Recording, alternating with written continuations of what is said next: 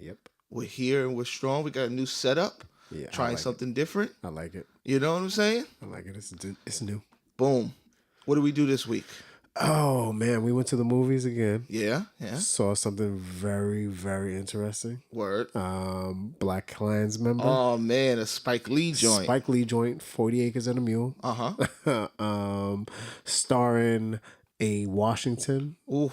Not Denzel. Not Denzel. John David. It's not John David Washington. It's John David. John David. One name. Exactly. I like it. So yeah. The whole time I'm listening, I'm like, man, Denzel sound good. Yeah. You sound exactly like Denzel. It's crazy. Some of the lines, I'm just like, I wonder if Spike was like, hold on, say it like your father would say. Say it like say it like your daddy. Okay? Almost like say it with your chest. Say it with the Denzel. Say it with the Denzel. So it was good. What else did we do this week? I mean, man, we got some TV in. Yes, we do. Power, every week. Yeah. And then we got a new one that we added to the list. Insecure is back. Ooh, Insecure. Issa Rae, where we at, baby? And whenever she wants to have us in, just let us know. Yo, they already have a Insecure podcast. It's called Insecurity. I used to listen to it. I listened to it last season. Is it any good? It's good, but it's shorties. It's ladies. Yeah. Women. Yeah. And we're men, so we're coming from a different perspective. We definitely do. Yeah. I mean, now that there's no Lawrence, so... No Lawrence. Yeah, and I'm upset about that. Oh, it's Team Lawrence. Sorry, guys. I'm Team Lawrence all day. All right. Well, you know me. Yeah. I'm Team D, baby. Well, now I got to be Team Daniel. Yeah. I'm Team Daniel Andro. Yeah, all right. I like it. I bought it. Well, you see, what the messed up thing is, now that you don't have Lawrence, you don't have his friends either. You don't have the other dude, but... Yeah. We'll see. I kind of feel like maybe they'll do something surprise like at the end. Right. Like they've been telling us, no Lawrence. And then So like maybe the last episode, we'll just see him. Yeah, like she should probably like see him in passing or something. Yes. And then make an impact for the next season. Maybe pick him up in a lift. Yeah. Oh, I like that. You see? I'm a writer. I Look at you. I like I went to the writer room, put my shit on the wall. Used to mix him up in the lift. All right, so we seen that. We seen Power.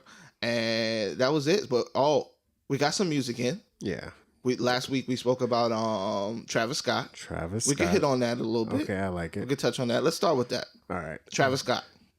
Astro World. Okay. I didn't know it was coming out. Right. I guess my ear to the music streets is when it drops. That's what I know. Yeah. No anticipation for me. How many tracks is it? 17, I think. 17? Yeah. Okay. For an album, and I mean, like, you know me, like I put songs on my playlist. Yeah. I have 9 songs on my playlist. That's big. And my big thing is like I only put like songs that I know I'm gonna listen to if it plays on my playlist. I won't put songs that I like just because I want to hear it sometimes. So that means that like 9 of his songs are bangers for me. Like, 9 songs. So I was just checking today. I think I have 51 tracks on my playlist out of the last couple months. So that's almost 20%. Yeah. Like 1 out of every 5 songs is a Travis Scott song. Yeah. So yeah, I'm digging it. I read a review and someone said that it was so bad that it hit marks, and I'm like, what were they expecting? I have absolutely. They couldn't be Travis Scott fans, right? I don't know. I like for today's day and age in music, it hits all the spots for me.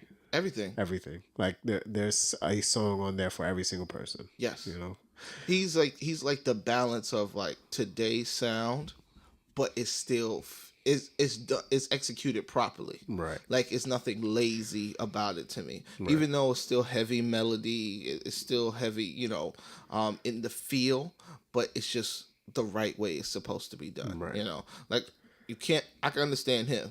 Can't understand the Migos all the time. Right. You know what I mean? Yeah. That's like really feeling and melody. I hear words when I hear Travis Scott. I can understand what he's saying. Absolutely. The other thing is I like the fact that I know he's younger than us, but he refers to a lot of stuff from our generation. Yes. And I like that. I was like, yes. Respect. Yes. You know? Because I think I don't think you can execute in any art form properly unless you do some historical research and learn about all the things that were done before, and then you can break all the rules. Right. You can't break the rules before you know the rules. Right, exactly. It's very true. And that's what I enjoy. You can hear it in a lot of it. Like the production is so beefy. Yeah. In this one, it's just enjoyable. I like it. He's very versatile. Yeah. So I like the fact that almost all the songs is a reflection of him. So I told you that, especially Sicko Mode, where for sure. As good as Drake is, I feel like Travis Scott shines because he literally separates the song into three sort of different songs. Where it's the first part where Drake just sings like the first beginning of the hook, and then it's like a different song where Travis raps, and then different. It's so at crazy. The end of the song where he brings Drake back. So crazy. I was like, was that 3 different songs just now? 3 different beats and everything? I was okay, all right, I can roll with this. Yep. Yeah, I think that's one of his best songs on there. Absolutely. Do you have a favorite track on there? It's one of them is Sicko Mode and Stop Trying to Be God. I thought that was Kid Cudi doing vocals. It's still, I don't know, but the one with the one at the end, Coffee Bean. Yeah, I thought Coffee Bean is crazy. Yeah, I like it too. So, but there's a lot of songs that I like, and I like second halves of a lot of songs. Yeah, I like the production on every song. It's amazing. It's just crazy. NC-17 I like. 21, NC-17 is fire. With 21 Savage. Oh, 21's verse is crazy. Yeah. I'm listening to it. I was just like, okay. The next line, okay. By the end of the song, all right, Babyface. If this was my first 21 Savage song, I'd be like, this kid is nice. It is not that 21 Savage isn't nice. It's just like we've heard like regular average shit from 21. Right. But this kind of makes me feel like he has it. Yeah. It's just like I feel like a lot of artists are holding back in this era because they feel like they have to fit a certain mold of simplicity. Right. But I like what 21 was spit. He to me, I think he has the ability to be out the box, let's say. But it's just that all of his singles or collaborations are in the box, basically. Gotcha. So I kind of want to like go back to his albums and see if I see a certain type of range, So I like Superstar with Post Malone, right? I think that's the name of the song. Oh yeah. Not on this album, Post Malone. Right. So is it no Rockstar? Rockstar. Yeah. It's good. Rockstar. So there's a couple of tracks where I'm just like, even the one with Drake he has, I can't remember the name, but he's got a couple singles where it's just like, all right, you got some style, you've got some swag that I can see. I want to know what else you do. You know. But Travis, I got a couple of tracks that I'm just like, good, 9 bangers that I was listening to my playlist. I was like, man, this is 9 tracks that I'm like in the top 10. If anything, he's perfected his flow. Yeah, it's seamless. Yeah, it just feels really good. It's wavy. Yeah, it's very natural to him. And I'm just hoping that it sticks for the time. And hopefully, what number album is this? 3. Yeah, so he's gonna have his following. So obviously, usually by album 4 or 5, you can start making whatever you want. You're gonna have your following. Yep. So I like it. What did you give it?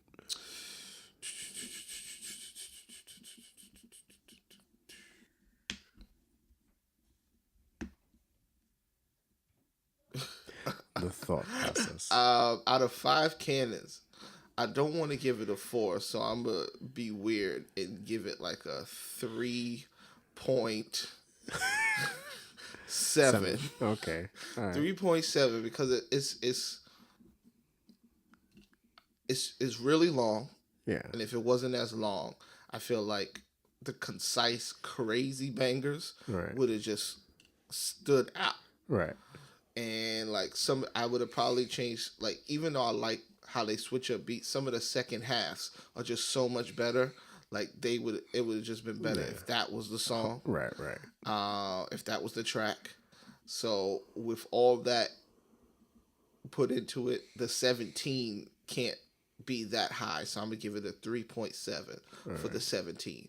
But for Travis Scott, it's a very strong album in his catalog to say like, yeah, he's gonna be here. This is not for the third album. I'm not like, I don't know if he got it anymore. Like it's just like, oh, okay, I see him going somewhere. Because even though it's similar to the old other albums, it still feels like a departure. Right. Like it's is inching its way into another direction. Especially the last song, Coffee Bean. All right. Man, I think I gave it I'm between a 4 and a 4.5. Okay. And this is the same point you made. If it was 9 or 10 tracks, yeah, it would be, for me, it would be better than Infrared for me. Seriously. Yeah. And that's saying a lot because I think that's our top rated album so far. Yep. So definitely. Daytona, you mean? Daytona, that's what I meant. Thank you. But yeah, definitely I want to give it a 4.25. I mean, since you're gonna give it like almost 3/4, I'm gonna give it 4. So I mean, it averages out to a 4 for both of us. Yeah, that's what it is. It is because it's like it's music when you sit down, and it may grow because like I gave it a second listen and I'm like, okay, still feeling these joints, and I feel like the project, if anything, the production is so cohesive. It just the production is the production is a 5. Yeah, it definitely is. The production is a 5. The production, the writing, like he's very good, and I'm glad that he's more than just a rapper, rapper singer or whatever. Yeah, he's able to, because like he said, he spent a lot of time in the studio. So I mean, you can see that he's a perfectionist, kind of like the old Kanye, so to speak. You know, new Kanye, so to speak. Also, it makes me think about like Timberland beats. You know, like when you hear like specifically in certain verses, you hear a specific sound that comes in, because it's not just quantized throughout the whole track. Right, it's exactly. Just, you tell they want it in this part, and I appreciate that. Yeah, I like it.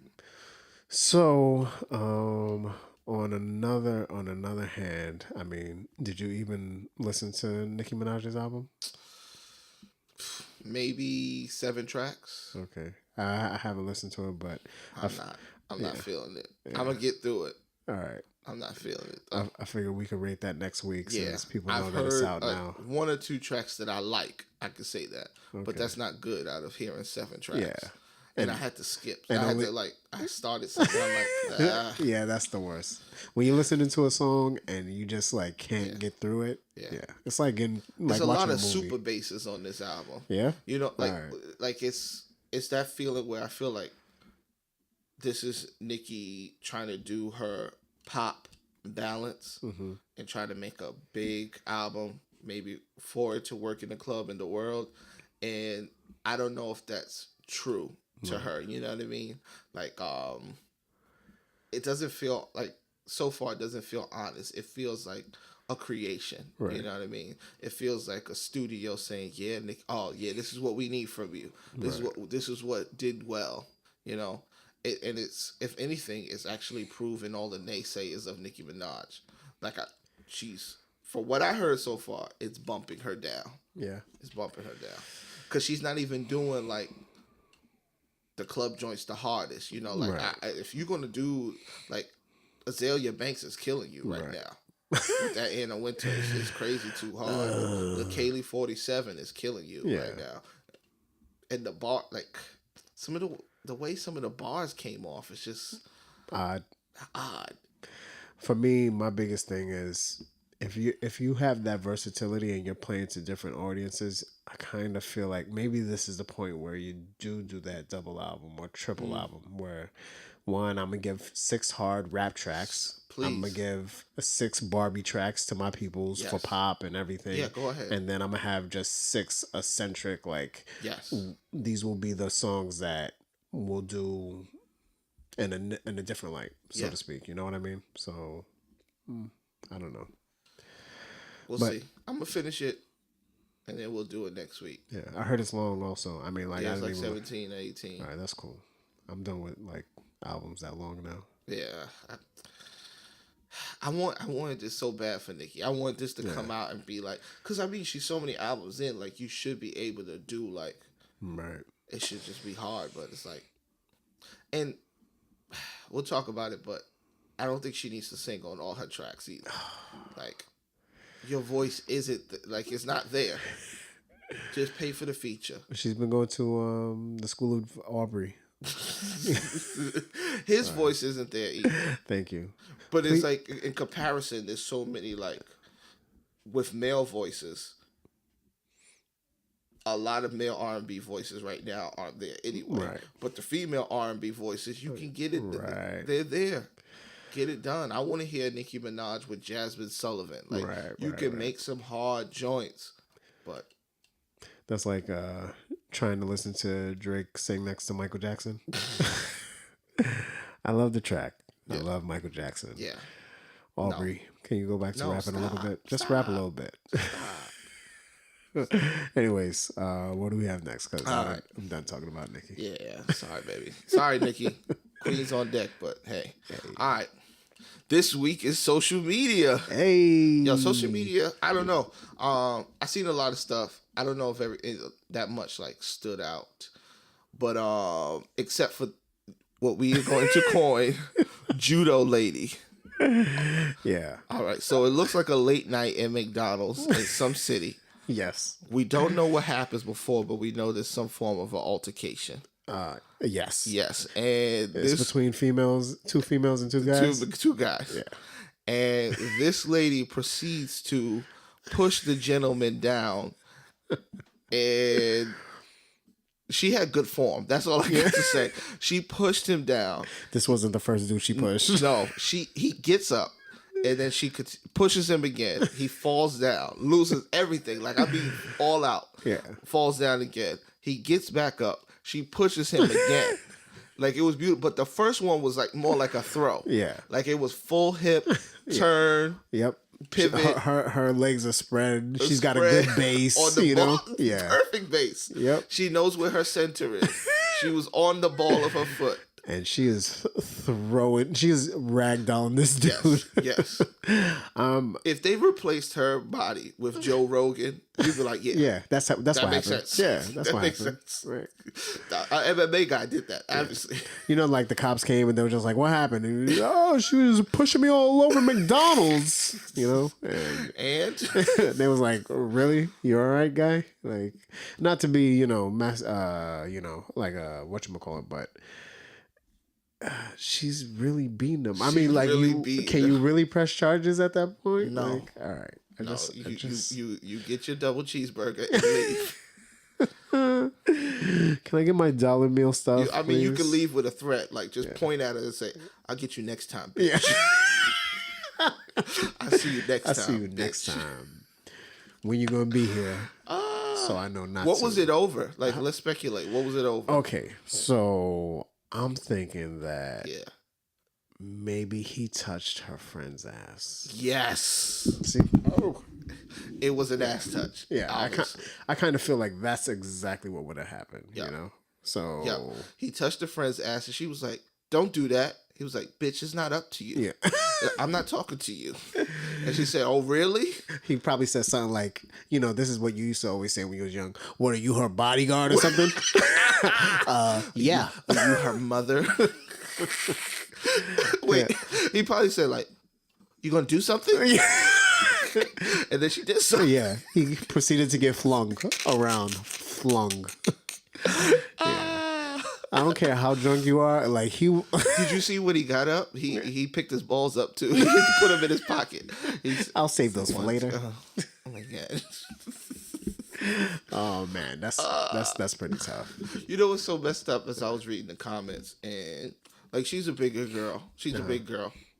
Whatever. Like, it doesn't mean that she's not athletic. She's not athletic. Yeah, she obviously was athletic. Yeah. She didn't fall over with him. Nope. She was in complete control. Mm-hmm. She followed through. Like, every it wasn't short. Every push was a follow through. Yeah. Like, stop playing with her. She probably is a CrossFitter. Yeah, I seen that. Somebody put CrossFit versus powerlifter. Yeah. But she's definitely. Yeah, she's in there. She probably played softball in college. You ever got beat up by a girl? Beat up? Well, yeah, and First grade. First grade. Officially, I'll have to say it. You had that whole like, all right, I can't hit no girl, and she was just taking advantage, right? Yeah, that's usually the case. You know? Definitely. I mean, you got to eat those. Yeah, you ain't got no choice. You got to eat those. Man, I remember being in school once, and this teacher, he's talking about like, man, you know, you're not supposed to hit a lady, and we was in high school. This had to be like senior year. And he's like, you know, you never hit no lady. You can't. Like, you shouldn't. Yeah. And it's like, you know, ladies are raised a certain way. Yeah. And this, that, and the other. But if you're a female and you put your hands on me, you're no longer a lady. Yo, I nearly cried. Damn. Yo. I was like, man, that makes so much sense. Makes so much sense. You know, can you imagine being a kid going home and being like, man, she beat me up. What is your mama going to say? Like, you know. Well, see, there's acceptable versions of like, if he would have retaliated after all those pushes, I would not have been all right with a punch. Right. But if he slapped, if he would have backhanded, if he just came across one time, I would have accepted that. I'd have been like, that's tough. That's tough. But she had it coming. She had it coming. Right. A punch? No. Right. No. So that's like what Chris Rock says. Like you could shake the shit out of woman. You can't hit no woman, but you can shake the shit out of them. Kevin Hart said, pluck her in her forehead. Yo, man. All right, so I'm gonna tell you my worst situation ever. Yeah. All right, so I was going through this like horrible breakup, right? Yeah. I was in high school again. I'm telling you, I got stories for days. Okay, let's go. I remember I was arguing, and you know, no, we're not gonna get back together. It doesn't matter who said what or whatever. But I remember I was just like, I said something, and she grabbed me, and we was on the train, and we were going uptown. And I'm like, get off me. You know, I was acting all tough. I was like, get off me. I got off the train because this was our stop. It was like 15, 20 of us. We used to go play ball. Yeah. We were all the same friends. Yep. Get off me. Don't touch me. And I got off the train. Well, so you had spectators too. Yeah. So she got off the train, and I'm telling you, she's like 5 foot, and I'm like 5'10". Yeah. Man, she grabbed me by my collar and hemmed me up against the wall. Yo. I'm telling you, like, I was playing sports at the time. I mean, I'm an athlete. Yeah. I work out. Yeah. And you don't mess with crazy. Like, yep. No. She had me hemmed up. It's a different energy. I'm talking about hemmed up against the wall, like on my tiptoes. I'm telling you, like, and you know, I'm grabbing her arms, like trying to get them, like, and you know, after like a minute of trying to get her arms off of me and being hemmed up against the wall, I was like, get off me. Get off me. I just like, get off me. Please. So after she proceeded not to get off me, you know, after like a couple minutes, the guys are like, all right, we're going to go play ball. I was like, nah, I need witnesses. Yo, yo, I need help. Don't leave me with this. Don't leave me with her. She going to throw me in the tracks. You keep playing with her, me. Dog. Yeah, but we resolved that issue. So I'm here to talk about it today. Yeah, you are. Yeah, but don't hit women. No. Especially if they're crazy. Absolutely. No. Don't hit women. It don't work. Yeah, it's not going to work out. If you seen a woman give birth, you know that there's some strength bottled up in there that's ready to open. Talk about it. You know? Go to counseling.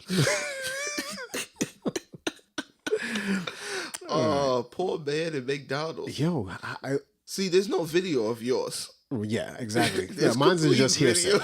You know, nobody actually knew what happened. It's complete. It's a video of his. You want to know what's the worst part though? For the next 2 years, guys were afraid to fight her. Everything. Like she was that type of girl walking through the school. I believe it. Anyways, but what do we have next on the All right. Everybody's new favorite segment, yo. This week in racism. In racism. Now, for this week in racism, I mean, this goes back to, you know, what we speak about with the idea of white supremacy and the idea of it not necessarily being the perpetrator. It's about who is perpetrated against. Right. And Willie Lynch theory, and you know, so we have Pastor Daryl Scott. So let's back up. So Daryl Scott, was it a week ago or 2 weeks ago? We have a group of black pastors. Yes, big ones, very big ones, prominent pastors, go to have a meeting with Donald Trump. It turns out, like every other meeting, that people have had with Donald Trump, where it just ends up being a photo op. Yep. And then the pastors get heat from the communities, from specifically the black community, and then they start to play the victim for the heat that they receive, like everyone else. Like, if this was the first meeting, I totally understand. It was like, okay, you didn't know what was gonna exactly. You were trying, but they go there and they get the same heat. Makes me think that some of these people wanted something different. Right. Specifically, Pastor Darrell Scott, who was on the Trump campaign early, right, before he was, obviously when he was campaigning, and he was rallying the black vote, the black Christian vote. And in the meeting, which is one of the only people that I really heard speak, everybody just like said, thank you for having us here, and we look forward to having a discussion.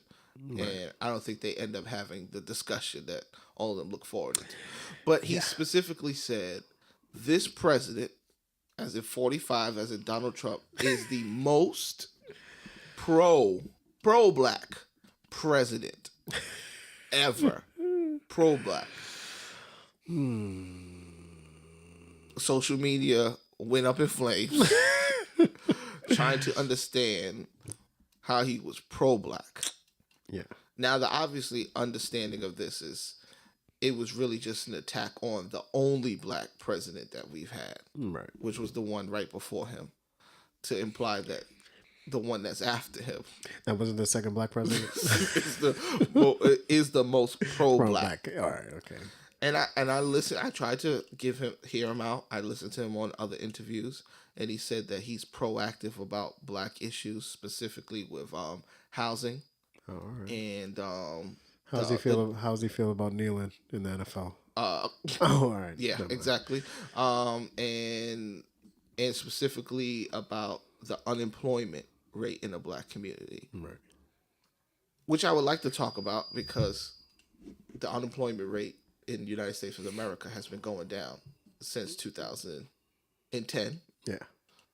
During Barack Obama's reign. That's interesting. And it's been going down consistently in all communities and the black community. And this is just on trend. That's wild. Who would have thunk it? Yeah. And interesting how they're taking credit, but there's actually no specific policy that was put forth by this presidency yet that would create that trend anyway, right, or increase that trend. It actually hasn't increased. If you look at the unemployment numbers and the amount of jobs that were created in his year is actually lower than all the past 6 years. Right. I mean, it's going to happen. The numbers are obviously going to get lower, because as people get jobs, the amount of jobs that's going to be created is going to be lower, period. Correct. But to imply that he's pro-black is obviously just an affront to dissuade people who don't understand blackness, period. It wasn't for black people to hear. Right. I don't think it was for black people to hear. I think it was for white people who are potentially being guilted or feeling guilty about the potential racist that Donald Trump is. What do you feel? I can definitely understand that. Honestly, how I felt was, well, first let me say, if I'm a pastor, a prominent pastor, and we have a collection of like-minded individuals, I'm more inclined to have the president come meet us rather than go and meet the president. Oh, wow. Yeah. That makes so much sense, right? Yeah. I would like for you to be in my community, if you're saying that these are the results that you have, and speak to our people and see that you're actually making the effort. Not that I'm coming up when you have some free time for the photos and to not have this conversation. Yes. Guess what it was about? The meeting was about prison reform. Oh. Because that's the first thing you go to. If you want to reform prison and sentencing, you go to the black pastors. Yeah. First of all, like, it's an affront. Like, I hate when people act like prison reform only affects the black community. Right. It disproportionately will impact the black community. but there's more than black people in prison. Right. Exactly. There's more than black people that will go to prison. Yeah, honestly, the thing that we have to stop doing, and as much as we do it today, because I feel like people are short-sighted, Yeah. we like to start at the end and then work our way back. Yeah. Instead of fixing the problem of why people are going to prison. Yeah. And then actually go, now that we've solved that problem, we can now fix the numbers of the results, you know? So, very difficult to do. Yeah, but they're just bad people, Lewis. They're just bad people. They're bad people that just need to be punished for some period of time. Right. And that period of time is going to just change them. I mean, I think that this is the exact reason why we have one of the worst prison systems in the world. And it's not because, like, we look at prison as a holding cell. Like we look at prison as something used to punish people. Yep. As opposed to reform. Like, if we're treating prison as more of a teaching tool or a object in which we can steer people the right way, we'd have better products in society. Yep. But if the society is also badly created, actually the reason why most people are actually going to prison, then we should fix those things also. Oh, wow. Yeah, it's pretty tough for people to understand that. If there's a leak in your house, is the solution just to put the bucket under the leak? Yeah. Or do you fix the roof? Yeah, exactly. We don't fix any rules here. Yeah, we don't want to start at the source. Damn, that shit was a message. I like it. Message. Message. Damn. Tweet that, Trump. But yeah, I mean, we have this guy for another 2 years. Yeah. Possibly 6. Yeah. Chances are 6. Chances are strong 6. I really don't see much difference. But, I mean, at the end of the day, the one thing I do commend people for is trying. Like, I can't knock anybody for trying. Yeah. Whether their efforts are in vain or not, but this is the real thing that I think, like, I hate that it specifically was a pastor after the situation. Oh, like he was on before this, he was on the Breakfast Club. He just got his own church. He was working with Joel Osteen before, and it was like people were liking this pastor. And he came under fire. He went to Don Lemon, and he was saying that God told him to go there. It was prophetic. And as a Christian man, it's kind of hard to say, like, God didn't tell you that shit. But I'm like, you stand in your decision and just stand in the fact that, like, yes, after, like, at least say, you know what, after seeing all this, after me going there and realizing I got nothing out of this. And after realizing I probably wasn't the person who should have been speaking on prison reform, like that's not even what you do. Like it could, I can understand if like you were a minister and like this was your focus. Right. That's not even your focus. Right. Like if somebody brought me in and they were like, you know, Justin, we really want to work on birth control with you. What? Why? What do I know? Exactly. But there's an arrogance and a pompous that comes in certain people's minds. Like, yeah, I can work on anything. Right. I can work on these things. No, like you don't have the tools. Exactly. Just because you came out of the inner city, you came out of these communities, you understand these topics on a vague level. And that's totally fine. But you don't have the tools. Or at least I'm going to look around. It's like, we're all ministers. Like, where's the correction officers? Right. Where's the people who are in law enforcement? Where are all the people who are actually proponents for this, who study this? Right. The National Law Center. Where's the ACLU? Where's all these people? The lawyers. The people who are actually in the legal system saying, yeah, like, we're kind of forced to do this. Where's the public defenders? Right. No. This was obviously a setup because one of Trump's wins is with evangelical people, white evangelicals. And the number one thing that they care about, besides if they're people of means, which they care about taxes, but the number one things they care about are having pro-life, reversing Roe v. versus Wade. Right. Because they believe it's killing babies. Or that's just the rhetoric of believing it's killing babies because a lot of them are having abortions.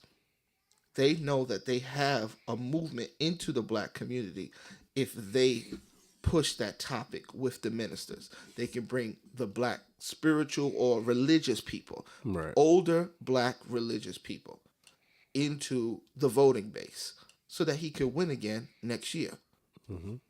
It's simple because they know that the base of voters is going to increase. Younger voters are going to vote more. Right. In the next election. There's going to be more younger voters voting, especially after all this situation with all the shooting. They're energizing voters. This is obviously to combat that. And they're stupid enough to sit around and be used. Yeah. He only brought TV pastors. Yep. Only brought TV pastors. Only the ones that are going to be able to make some sort of difference for him. Father Flager, I didn't even see Father Flager. You know Father Flager? Mm-hmm. The white pastor that's in... I didn't see him there. No. He's working with the literally with the community. But that's where we're at in the world right now. That's where we're at in the world. We can't really change that now because people have been so structured to think a certain way. Yeah. And believe that life should be a certain way or it's acceptable and tolerable to a certain degree. And we're at a place where if we can't change the minds of the youth now, so that at least later on these changes can go into effect. Yeah. Because right now, I mean, people who are older, obviously, that a lot of them are set in a certain way. Yeah. And we have a lot of people from our generation even who think that change is impossible or it doesn't make a difference. Yeah. But, you know, we kind of have to drive through that, and especially with the youth coming up, to see like, this is not what we intend the world to be. Mm-hmm. And you can't just grow up accepting it. Yes. You know?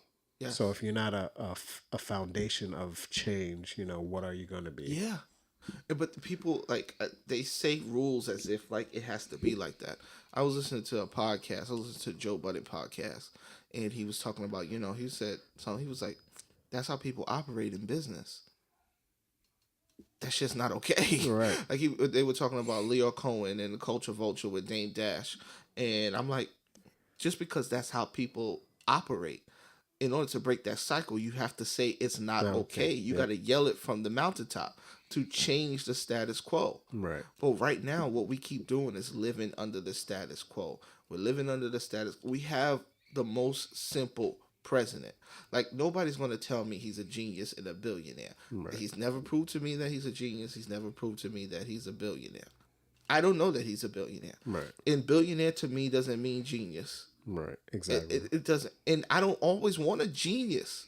I want someone who makes sound and moral decisions. Right. And that's not who we have. We don't have people who make sound and moral decisions. Yeah. Well, it's kind of the president we're going to have to live with right now. For 6 years. Yeah. I think it's going to be 6 years. So I'm not even as scared as like the social impact. I think the economy is not going to do well for the next 6 years. Right. Like a lot of people don't realize like the impacts that we're going to see are going to happen probably when he gets his next presidency. But happens that way. Here we go. But Darrell Scott said that he is the most pro-black president ever. That's cool. Yeah. I don't even think I've had him in the top 20.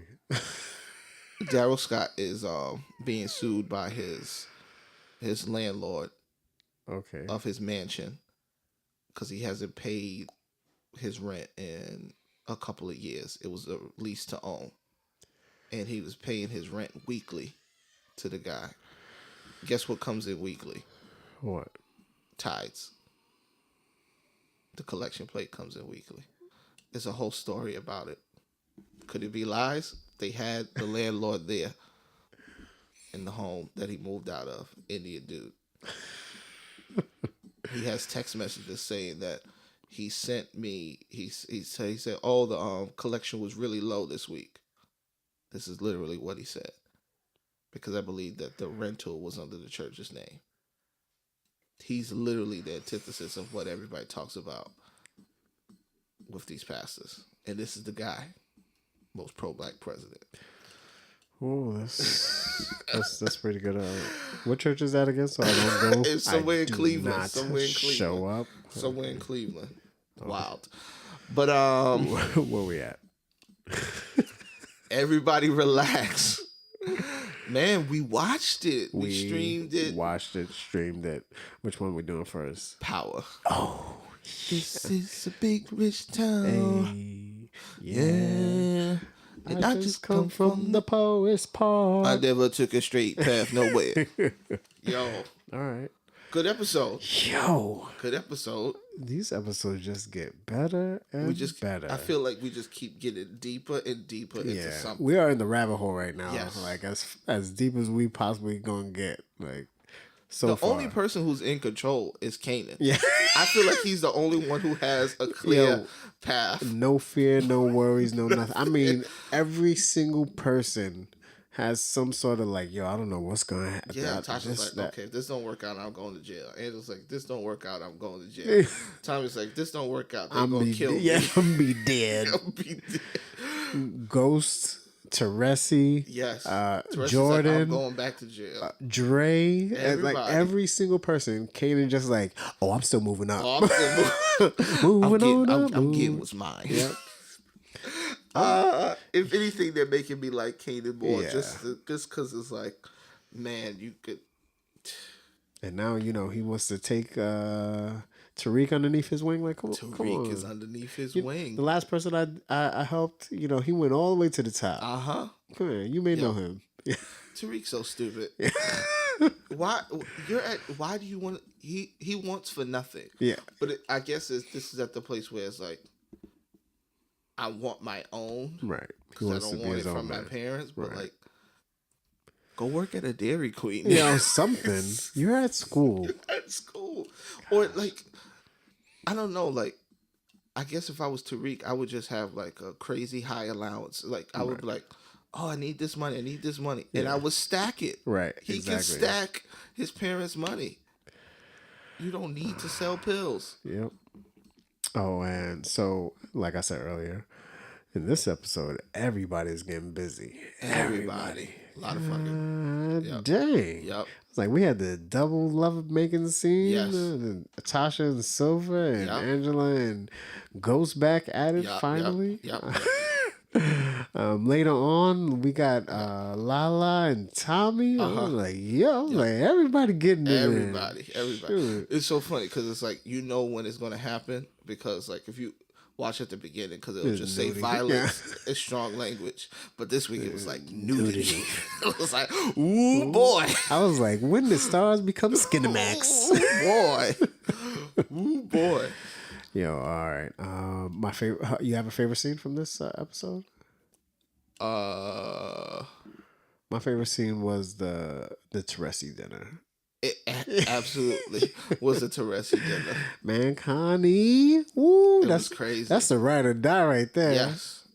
You heard my son. He said, "Get out." I was. Yo, I looked over. I was like, "You heard her?" She said, "She just adopted a 35-year-old man."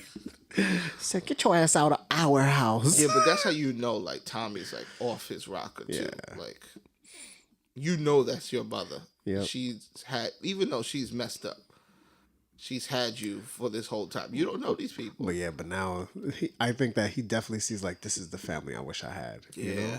He would have been in jail though. Yeah. Nah, he would have been. He would have been in the mob. Hopefully, he would have been smarter. Maybe. But now he's just like, man, I grew up in the hood, but I could have grew up with all these Italians wearing suits and stuff. Yeah. But I don't know, man. I mean, Connie's about to keep Tommy out of jail. But now it looks like everybody else going to jail. Everybody else going to jail. And they got Angela like, now this, I'm just like, all right, so how is she going to get she's going to send Mock to DC, but how is she going to get the case thrown out? That's her end though, because he's pushing it. That other dude is not smart enough to make these moves. Right. That's why she targeted Mock. Mock is the smart one. Right. The other dude is just vindictive. He wants her. But once John Mock is gone, he's going to be sloppy. But it's gonna have to be something, because her boss, that lady, now she's on it. Like, she is on it. But I'll tell you from last week, she's incentivized by them winning. Right. So Angela brings her something. Right. They're gonna because now so she has Mock and she has the little short black dude. Right. He's not against her, but he's just like. There's two things that they need. So one is to show that James isn't Ghost. Yes. And then the other thing is to show that Ray Ray got killed some other way or by somebody else. Yep. Without those two things, like, she's still on the hook. You know what I mean? True. But now what is Proctor going to give up now that he's going to get his... He's going to get his... He's going to... Because they think the bar or whatever. If they try to go towards with the case and prove that she's been working with him the whole time on a RICO, it's not going to work. Right. That's not going to work. There's no evidence for that. And they don't have it, especially because James is out officially. Right. There's no evidence, so unless they can catch him on the laundering, but that doesn't prove that he's Ghost. But what is Teresi going to say that he killed the guy? That's the thing. The correction officer, rest in peace, Charlie Murphy. He gave them that. But Mock can bury that. Right. Oh, man. And then, killing Diego. Diego got killed. Yes. Finally. Yes. But now, like, obviously we haven't seen Dre's reaction because, Ghost isn't killed. Yes. Because he thinks Ghost is going to go kill him. That's right. But Kanan did it. But now Kanan is in good with Jordan. Yes. So now it's like, all right, so where does this go now? Yeah, he's like, they'll kill each other. So what is Kanan planning? Yeah, because they are on the rocks right now, him and Tommy. Mostly because, Ghost wasn't honest with Tommy a lot. But when he wasn't honest, he still held him down. Right. In his dishonesty. Tommy's really sloppy right now. Yeah. We know for sure. He is messy as hell. Messy. Now I'm wondering whether Kanan is trying to get close to Jordan to actually kill Jordan. But the whole thing is then do they become, do they get into that spot? Like, is that what they're trying to do? So that him and Tommy could take over. Got you. But now it's just like, all right, so then Tommy just stays home. He's going to have this new ambulance business that Connie convinced him to do. Yeah. And then, but then Kanan has to figure out the product and everything. But I don't know. Got to see. We only have 3 episodes left. Oh, damn. And I think we're on a 2-week break. Really? Yeah, at the end, I think I saw something that said 2 weeks. So next week we'll only have Insecure. All right. Okay. Maybe we'll pick up Ballers. We'll let the audience decide. All right. If you guys want us to start reviewing Ballers, which started this week, so we'll make it up next week since we believe that Power's going to be on the break. Comment Candace Podcast on Instagram, Facebook, Twitter. Just put Ballers in the comment. Ballers and an exclamation point, and we'll understand that. Yeah. That you're interested. Well, if y'all want something else, just let us know. Yes. Be vocal. We be watching shit. Call us. We be watching shit. Text Real us. quick, streaming. Yeah. Rev Run has a show on Netflix. Okay, yeah, I saw an episode. No, I'm sorry. I wanted it to be good. Did you? I love Run's House. Okay. Like, I'm a Run's House dude. Like, that was my shit. You know what it came off to me as? It came off as a really, really, really, really, bad pilot. Really poor man's My Wife and Kids. They tried. Yeah. Did they take any classes? Well, Justine is really bad. She's really bad. And I feel like even if they took some classes like to learn how to act, I think they're trying to be funny. Right. Like, it's not natural. Like, they should just be saying the words like they would have said on the show. When they was on the show, yeah. Yeah, because that, and then I'm listening to the words and I'm like, the writers are bad too. You're right. Like, it's cheesy writing. And it feels like it wasn't like a MTV show. This was going to be like on a Nickelodeon potentially. Right, exactly. Like, this was to... You know what it feels like? Especially with the recording, it feels like... It didn't feel like there's read-throughs. You know what I mean? Like, when you're just like, that doesn't sound quite right. Doesn't flow, yeah. Right. And that's Joey, Justine. And then they like made the kid like they tried to make a multicultural setup with the kids like to look like different flavors. And... For me, like this would have been a good show if it was like the early 2000s, maybe. Early 2000s. Yeah. Like this had to come on like right before All That or something, you know, on Nickelodeon, you know. And I would have been like, yo, this is the best show ever. You ever watch That's So Raven? No. It feels like that, but like cheesier. Yeah. Like even that, like some of the writing is cheesy on it because it's for kids, but it's performed better than this. Right. And this is just. This is like for me a step below Hanging with Mr. Cooper. Oh, and that was in the 90s. Mr. Cooper. Way below. But I think they're getting views. I think they're getting people to watch it. All right, good. I mean, because if you watch Full House, the reboot of Full House, that shit's cheesy too. Yeah, it is. So there's a market for people who are watching cheesy shit. Like say I was home and it was just me and the kids, and it's like, what we gonna watch? Put on the Washingtons. I ain't even gonna lie. It's like you'll pay attention. You'll go in and out of attention. Yeah. What made it worse is like I had nothing else to do, so I had to pay attention. I'm like. Oh shit! This is trash. This is trash. And we have a show that you really like, but you didn't realize that how bad it was. Yeah, and you're just like, it got canceled. Why? This is one of those. And they gave them 10. Like I'm trying to figure out how. Like after the first one, somebody was like, "Yeah, we got something." Yeah. Like no, we don't. Well, this is the whole thing. Is it because he's got pull? You know, like not that he's got pull, but. He's gonna pull enough viewers, you know. So is it that where they're just like, like that's he pulled me in. I didn't even see a trailer. I didn't see nothing. If Netflix is all about content, you know, like, I mean, because the only reason why I saw it was because my son was watching. I was just like, does he like it? He was chuck-a-lucking. See, it's not for us. Yeah, it's definitely not. I was looking at him like. Oh, that was funny? Yeah. Oh, you think that's comedy? Yeah, it's for those channels. It's not for us. It's no Marlon. Yeah, it's definitely no Marlon. It's no Marlon. And that's the whole thing. Marlon it's all about being natural. Yes. Like he will ad lib where he's supposed to ad lib. Yes. He says like, they'll rework the script during or whatever. So it's just like that's what I feel. Yes. Here I'm just like they didn't rework any scripts because like you could tell like some of the words they're saying is exactly how it was written. Right. And it's like, nah, that don't feel right. And then that's the whole thing. I think this is the other thing. After watching them two on TV for a couple years, you know how they talk. And that's not how they talk, you know? So I would be surprised if this is a diverse writer's room. Right.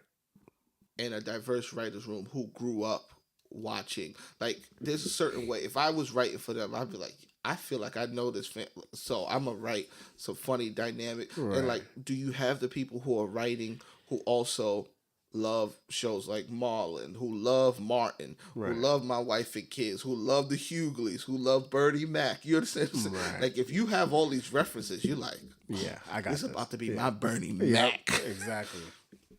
And I don't know if it's like when comedians do comedy shows, you could tell they know how to find the funny. Right. And I'm not sure if the funny is always in the script.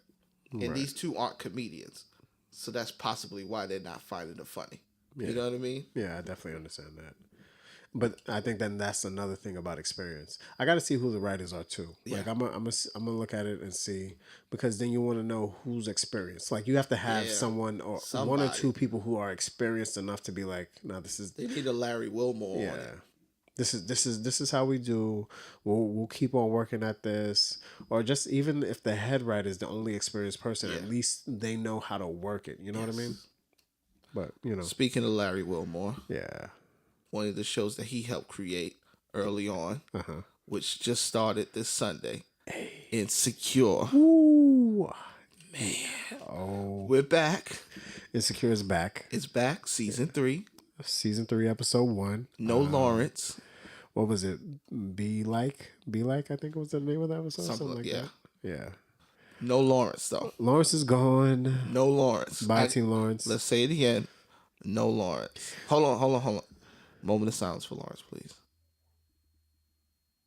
Alrighty, All so right, damn, Issa, damn, baby. Team Lawrence is like the Cleveland Cavaliers right now. Yeah, right. You're right. It's over. That's old. That's I might as well year. leave the NBA. Purple and gold. Yo, you gone.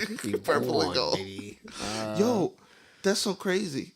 Yo, LeBron went to a whole new team. Nobody's talking about Cleveland Cavaliers. He opened up a school, went to a whole new team. Yep.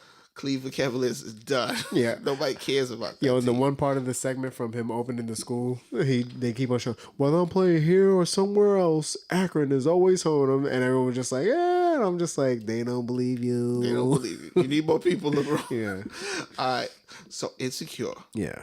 We've never done this before, so we'll talk about it a little bit. Yes. It's the brainchild of a very, very beautiful, very intelligent, good writer. Yes. Issa Rae. Issa Rae. She started on YouTube. Yep. On YouTube. So there's hope for us, ladies and gentlemen. There's hope. She started on YouTube, had her own series. Yep. And then she got a situation with HBO. Yep. This is season 3. Yep. And people love it. We love it. Writing, producing, directing, fantastic. acting, right? I don't know if she's directed an episode. You know, I don't think she's directed an episode. No? She writes the story. I mean, she's part of the overarching story, right? On the writing team. She's ridiculously talented. Yes. She's in The Hate You Give. The Hate You Give. Right? That's the name of the movie that's coming out? It's another movie. It's another movie. 2 movies I think she's in this year. So she is moving on up. Wow. Yeah. How did you feel about the episode? It was fun. It was great. It was everything I wanted in Insecure. Yeah, it definitely was. It had great laughs. It had memorable laughs. Yep. We obviously watched it twice. Yep. So, and it was funny the second time still, which is very hard to pull off. Right, exactly. Because one good thing about Insecure is they do like nuanced comedy also in parts where it's like, oh, that was funny. But they started off the story. It's cool. Because it's like, this is 3rd season. So like I'm interested in what's going on with the friends also. Right. Because I'm down. I'm into the friends. I'm into Tiffany and them. Like I want to know what's going on with them. But we got a glimpse of what Molly's been doing. Right. She's been on vacation. She's going to a whole new firm. Yeah. Switching her firm. Reclaiming her time. Reclaiming everything that she needs. Still playing dudes who are into her. Dude is into her on the beach trying to cater to her. Yeah. And she's like... when she asked him if he's got a visa, I was in stitches. I'm from Ohio. I was like, oh. Yeah. I was in stitches. That was hilarious. Crazy. The writing is phenomenal. So good. So good. After speaking about yes. This writing is good. Yes. It's exactly what it's supposed to be. And I guess, some people are just naturally gifted at it, Some people are just naturally gifted at it. Or if the people are writing from a perspective that is realistic to their surroundings or people around them, and they can interpret that, and they have good references. Because obviously, the reference for this show is like a girlfriend's, which this is kills girlfriends for me. Right. The reference for the show is like just having a female friend dynamic that just works.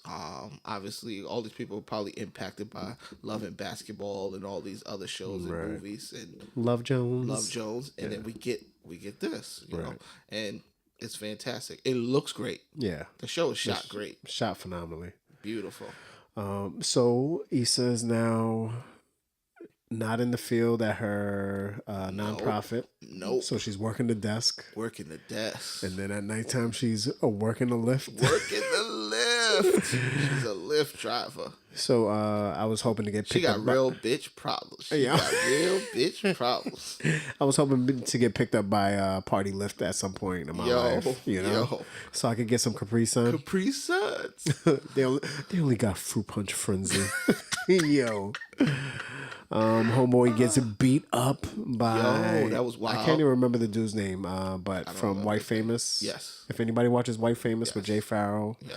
Dude with the European. The English Which dude. accent is real? It got to be the English He's got to accent. be English. Yeah. I'm almost... If it isn't, Oh, he's damn, good. that's a He's good English accent. Because I was like, he's a horrible dude from America. Yeah, when I met, yeah. I was like, yeah. Yeah. Because I feel like you could put on a lot of bravado. Yeah, I was gonna say you could kind of tell that like he was trying to mask the accent in Yep. this episode. Yep. So, if anybody's wondering, the other guy who did the beating up, who gave the $50 tip, I need a $50 Lyft tip, right? I mean, I don't even drive. He had a fight in the car, so I guess I would give a tip too. Man, the dude who threw up in the beginning should have been the one. That's true. That was hilarious. That is true. Daniel is doing Daniel. Damn, Daniel. Not just Daniel. Daniel's doing. Yeah, he's doing. Daniel has a girl apparently. Yeah, I thought he was Veronica, just smashing or whatever. Yeah. But that's his girl. Yeah. Or Molly's. Damn, situation. Daniel, back at it with the fucking. Yo. Oh, shit. They pulled the little trick at the beginning because it sounded like it was Issa. And the skin looked like it was Issa. Yeah. And then you realize it's somebody like, else. Oh, that's not her. And she's out there listening. Hear it. Sleeping on the clear. Couch like, God. She can't sleep. Damn. She can't sleep. It happens. Yeah, that's life, though. It was a good episode. Sometimes you're living with someone you got history with. It happens. Yeah. It happens. What camera 2? It happens. Yeah. Message. Message. But it was just fun. Yeah. It was fun. I like the fact that they reestablished the main characters. Reestablished. Yeah. We're back. We know the players. It's important that Molly, Issa. Yep.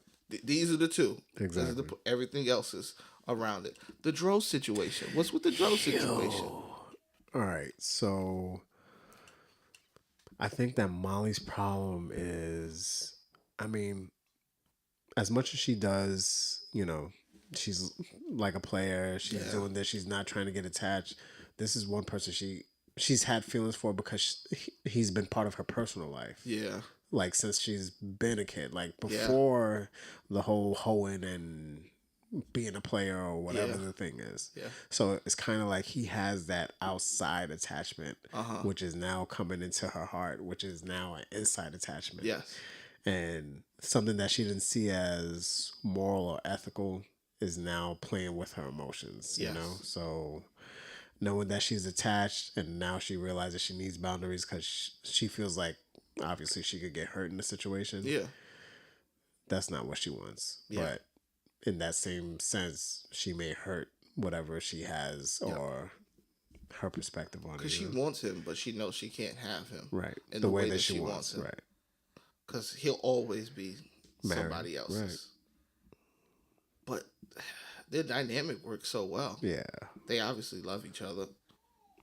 But all right, so this is my thing. So do people back home hope that like he leaves his wife for her, or like this is the whole thing, like there's no outcome where it's just like yes that works, you know what I mean? No, like this is kind of one of those things where it just kind of if you have a set list of morals and ethics and this is how my life is going to be and this is how I'm going to end up, like this just has to be a stage in her life. She doesn't have that choice. It's not like this can one day be something that I want.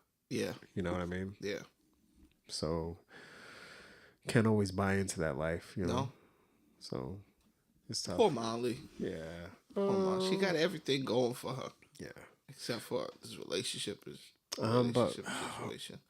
But you know what? She drops a lot of good relationships too. Right. She messed up with the dude who messed with the dude that one time. Yeah. I forgot his name now. Yeah. The last episode. He didn't even suck a dick. He got his dick sucked. The last episode of the season 2, wasn't she? Oh, well, there was some sort of dynamic when she was in Chicago, right? With Quentin. You're right. Yeah. So that's why I was just like, they had sex, and then she left that situation because she didn't want it to be long distance. Right. It was. I don't know, man. She good guys come in her way. Yeah. And she keeps messing that situation up. And obviously, I think that's the story that they're telling with Molly. Like, you know, sometimes you're your worst enemy. You're your worst enemy, and you have this idea of this perfect guy, right? And your idea is not really what you may actually need to be happy, right? But we'll see. So what happens? So past Molly, what happens with Issa? Like, she's gonna try again with Daniel. Yeah. So but it's gonna be messy, obviously, because Daniel was in some type of situation. Yeah. Well, so where's she gonna go next week? Like she's only got like I know, into some bad apartment. Yeah. Some bad apartment. She's gonna end up in a situation. I just don't know what or who. Yes. And usually that's the best kind of writing when you don't know where the show's gonna go. You don't know where it's gonna go. Yeah. Right now she's a Lyft driver. Yeah. At night. Lyft driver by night. And, I mean, she could. You think she's gonna sleep in her car for an episode? It's probably. And she obviously can't live with Molly because she broke the vase. She broke the vase. Whatever that situation happened, they had a big problem over a vase. It is hilarious because it was like one little tiny nitpick. Yeah. Like it was some little silly vase that they just like, I can't deal with this. Bitch, why don't you just tell me you broke the vase? I didn't break the vase. I didn't break the vase. Good show, yo. Yeah. Laughs. Yeah. I was laughing out loud. Yeah, me too. Just enjoying myself. I probably watching it again because I was like, yo, this show is fun. Right. It's fun. Which it is a good departure from like our heavy power every week. You know, when people get drills in their knees and drills in their head. We get to enjoy, you know, just some laughter and some throw up and Capri Sun jokes. Yo. Capri Sun jokes is hilarious. My eye. Yo. You alright? My eye. He not alright. Yeah. I told you my favorite line from this episode. Everybody loves pancakes. Everybody loves pancakes. Everybody loves pancakes. The drill is hilarious. Yeah. Yeah. I just think that in that scene they made him stare at her in silence for a little bit longer than a second. It was almost uncomfortable for me as a viewer. I was like, get out of here. Give her the key. Give her the key, dog. Yeah, just give her the key. Get out of here. Give her the key. Like, she's trying to establish boundaries, but it's not gonna work for her. Yeah, I don't know, because you know, obviously, they could write her story so many different ways. Same thing with Issa, and same thing with Daniel. So I kind of like it. But that, as far as Insecure, I like the way that the season could go. I just want to know where it's gonna go. You know. Yeah. So. But we have episode 2 next week. Episode 2. And if we don't have power, at least we got Insecure. We got Insecure for sure. Where we at on the docket? Oh, we are moving into the main event. Ooh, the main event of the evening. Yes. In the red corner, we have the great Spike Lee. Yes. Came out swinging with this one. Heavy hitter. Blackkklansman. Yes. This was a crazy story. Hello, I'm Ron Stallworth. In a real story. Yeah. Crazy. Based on a true story. Based on a book by... I think I want to read the book. Yeah. First black cop in Colorado Springs. Colorado Springs. Ron Stallworth. Yes. Like I can't even think of like it's kind of like Wolf on Wall Street where it happens and you can't believe it happened. Yeah. You know? Yeah. First black cop in Colorado Springs. Yes. Joins as a rookie. He's put through to Vice, right?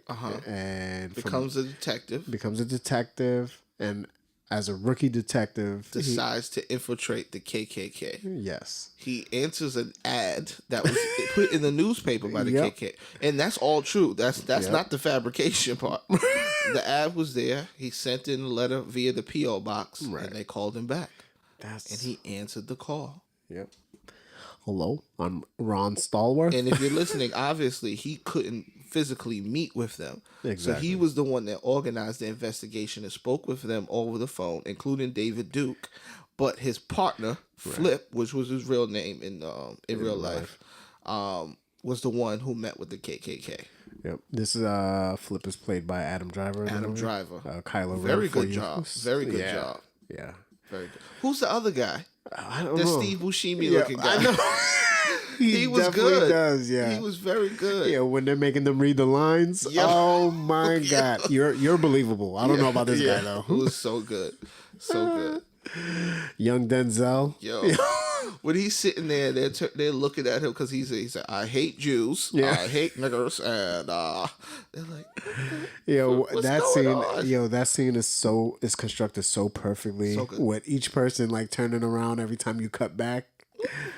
And Adam Driver slowly turning his seat. Yes. I don't know how they did it, but the balance of comedy and then seriousness, just like it doesn't take you out at all, right? Because one moment you're like, yes, we did it, and then it's like, oh shit, Woo. Heavy, like pounds of heaviness just. But I feel like Spike has been good for that. You know, that sort of like even Do the Right Thing has that. 25th Hour where you kind of have, even if it's like lackadaisical, it's smooth, it's going, but then you have like this segment of just serious and heaviness, you know? So he's good for that. And that's kind of the story where it's kind of like you want to make an impact. And the impact has to be memorable. Yeah. So you have to kind of like get hit with the hammer at a certain point, you know? Got it. It's not like you could be like, oh, there's a heavy movie, let me prepare for it. Yeah. It's kind of like, it softened you up and hits you. It's got to relax you to make it drive the point home. So it kind of has that impact where you're watching Ron Stallworth and his partner, Ron Stallworth. Yes. But obviously you see that it's a serious nature. It's, you know what it kind of reminded me of, especially towards the end when they're actually like doing the induction ceremony and stuff.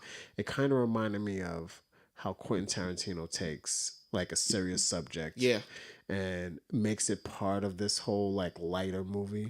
But because of the seriousness, you kind of have to pay attention. It's sort of like Django, Inglourious Bastards, where you're kind of like, oh, this is still about Nazis. About, don't forget that part. Like, oh, but this is how they dealt with it. You know, so it's kind of it kind of like brings you back where it's like, yo, this is serious. And plus, you can't take the comedy out of this because it's absurd. Right. But the whole idea of racial supremacy is absurd. Right. That's comedy. Right. Exactly. Like, it's ridiculous. It's ridiculous for you to think that because of your skin color, right, you're supreme. And the thing that I liked was, all right, so you have a different versions. Like, you have the spectrum. Like, you don't have just one type of black person in the movie. You don't have just one type of white person in the movie. So it's not like you can just be like, oh, like, I'm against it. Like, all right, so you have the KKK members. You have Felix. You have Walter. You have all these guys. But then you also have the nonchalant chief who's just like, yo, well, this is just how it's been, and this is how it is.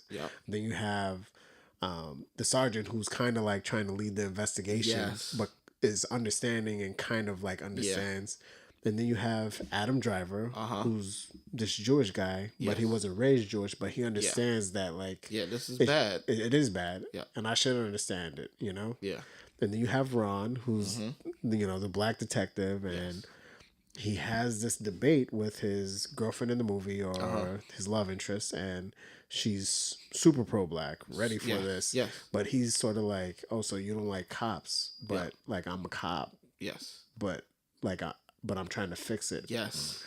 And I'm trying to show that, well, one, like, this is my part, especially when he saves his life. Like, this is my partner. And it doesn't matter what color he is. Like, this is my partner. I have to got him. Right? You know? And you're thinking like, oh, if he was one of these pro-blacks, like, he would have just been like, oh, let me get out of here. You know? So it's kind of like you have this spectrum of blacks, whites, and everything. And the ones where you're just like, all right, well, these extremes are pretty tough to deal with. Let's try to get everybody in this circle and keep them together, you know? So I think, like, the one thing that I really liked about the chief and the sergeant duality is it shows you, like, some people are just willing to go with the status quo, which is the chief. And obviously his ideology wasn't of necessarily hate. Right.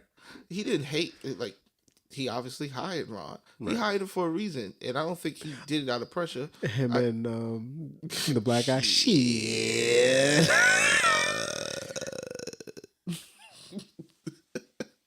You ever been called a dick? Shit. Every time that pops up. Yep. Oh man. But sorry, go on. I didn't mean to cut you So, off. but like to have that, like he obviously hired him for a reason. And in realizing like he's probably one of those people who's like, I don't see color. Right. And those people, there's a problem with that. Right. Because there is a difference. Right. And he's one of those people that's like, racism is not that big. Right. No, there is a difference. It's going on and it's huge. Like you didn't even realize that that was the most important part. Is his focus was Kwame Ature, Stokely Carmichael is coming to speak. Mm-hmm. And you thought that the black people were going to get riled up by him and do what? And do what? When right under your nose, it's KKK. KKK. Yep. Ready to blow up shit. Mm-hmm. Got the training. Ready to be violent.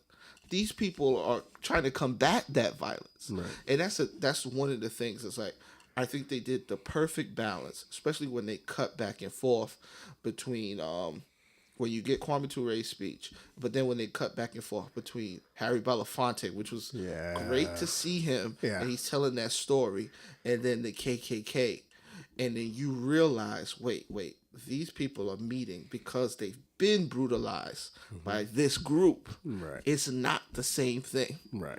It's like saying if somebody comes up and punches you in the face and you punch them back, and you're like, violence on both sides. Right. No.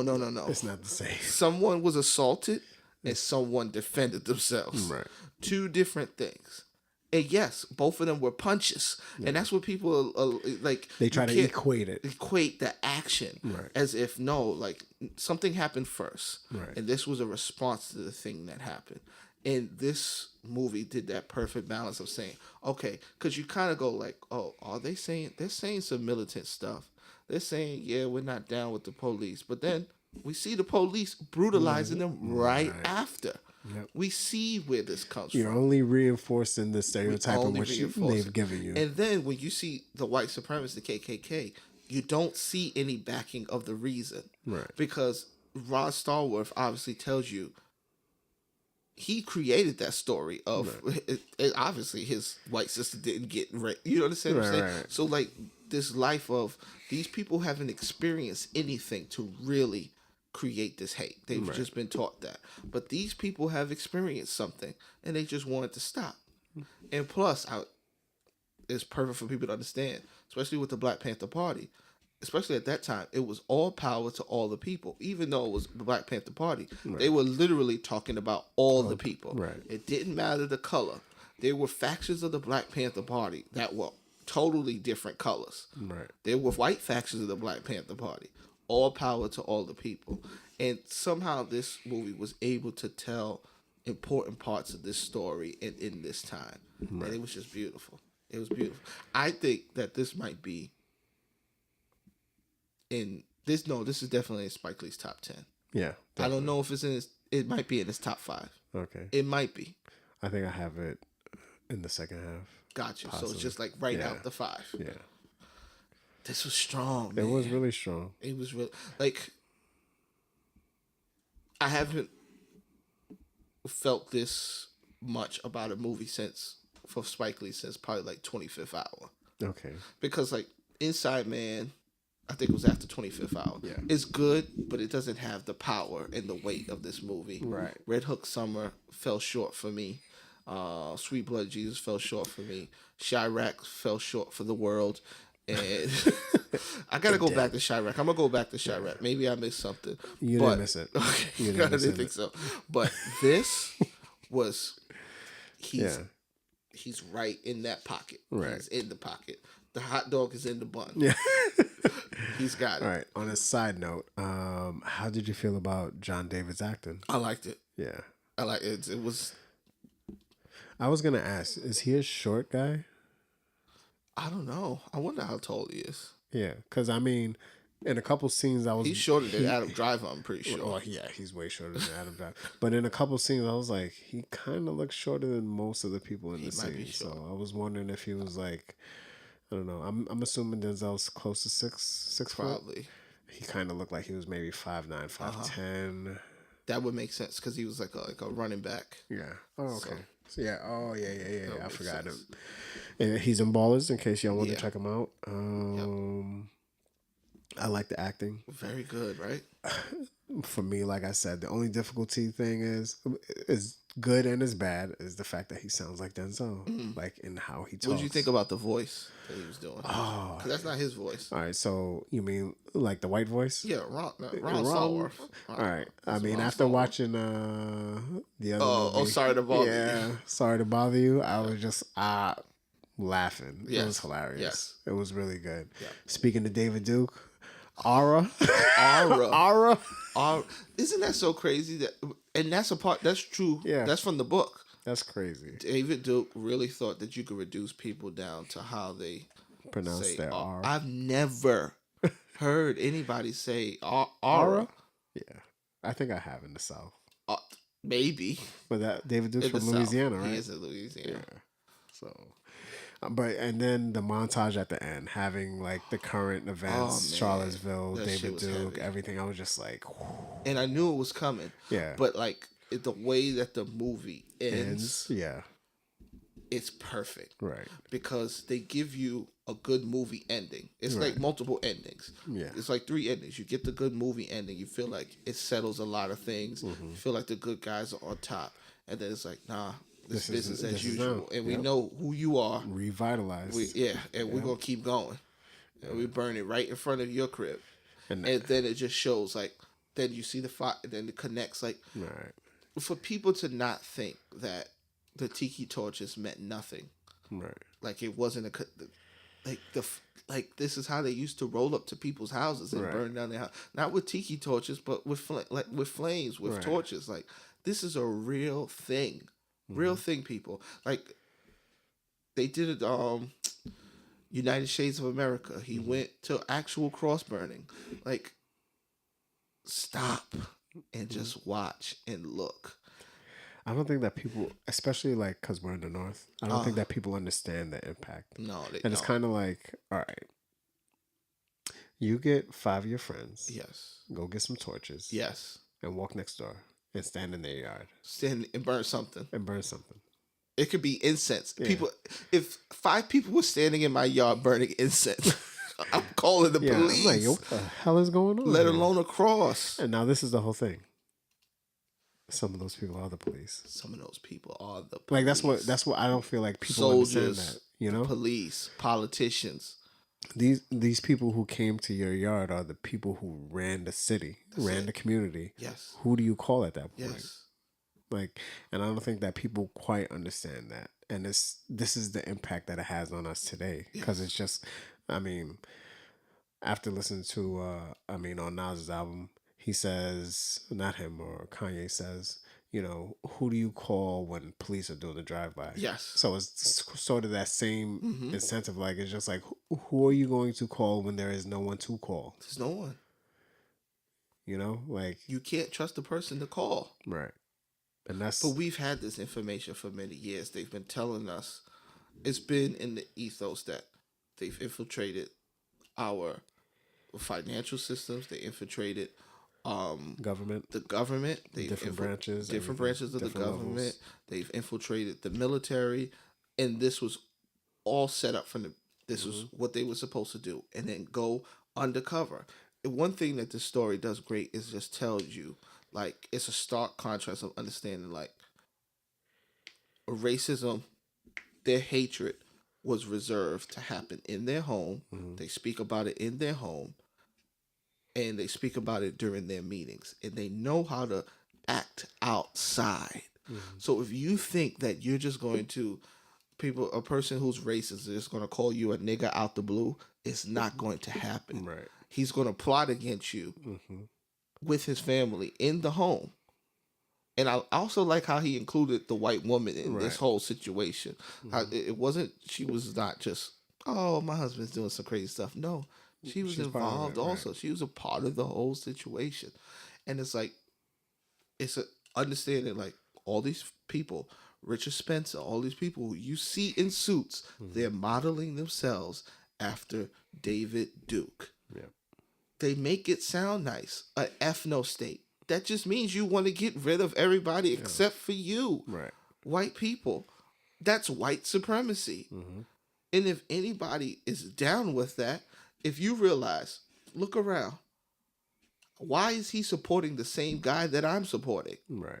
Don't you want to know that? Right, exactly. Why is he supporting the same guy that I'm supporting? What is it about this guy? What is it about this guy that he's supporting him? I think the other thing that they did touch on, that, like, just like you said about infiltration, is that this is a big reason why they always ask if you went to the military, is because you've been trained for free. You've been trained. We don't have to train you. You've already been trained for free. That's it. You know? That's it. That's why they don't realize, like, why they had such a big military presence. Yes. Is because one of those things was, if we can send you, or you're coming out and you have the same beliefs that we have, you're on our team. Yeah. And you've already got the training that we're looking for, you know? That's it.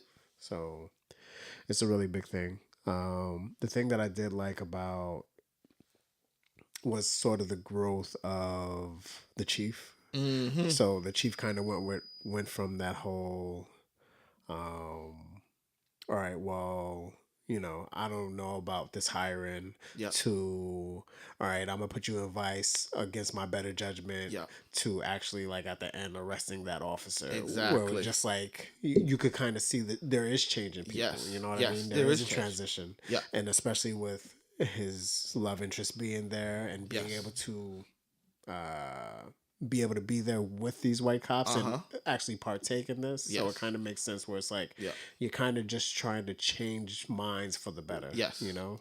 Yes. Get everybody together on one team so that we can actually fight the hate, you know? So. Yes.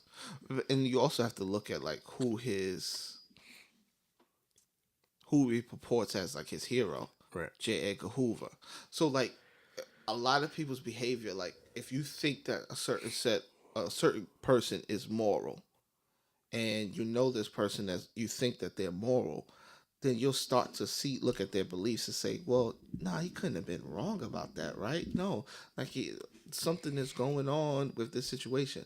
But then you start to realize, it's like, no, this person wasn't moral. They were lying. This is coming from hate, and specifically J. Edgar Hoover. Like, that's why he was going after what they thought was the black militant group, as if they were the violence, and it wasn't. Right. Like, you just can't put two things on the same scale. You just can't. And it was just a beautiful balance, because I think they told a lot of different things. It was just so many pieces, and they didn't leave any piece out. Right. Very impactful. I definitely have to read the book now to see what was left out or what was put in. I never heard a movie theater so quiet at the end.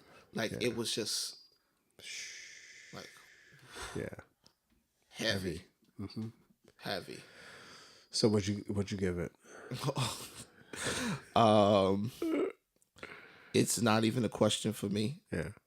As soon as I got up from the movie, this is a 5. Okay. It's a one of Spike Lee's best. I think that this movie is a contender for Best Picture. Okay. Straight up. I don't know. The performances were good. I really liked the Black Panther shorty. She was beautiful and she was fantastic. But I think that this might be definitely, I think it may be nominated for original screenplay. Mm-hmm. Or maybe it's adapted screenplay because it's from a book. And I think it would also possibly up there for Best Picture. Okay. And he actually might win this year. Whoa. And the reason why I'm going to say that he might win this year is because the climate is prime for Spike Lee to finally win. And the Academy Awards have, not just in, like, people of color, but they've messed up at not giving directors when they were supposed to. Mm-hmm. Just like they did with... what's his name?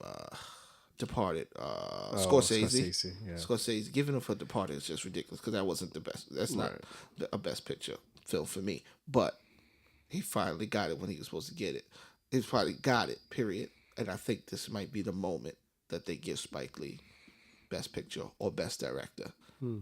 Maybe. Or both. Because it should go hand in hand, but sometimes it doesn't. We shall see. We should see. I gave it a 4.5. Okay.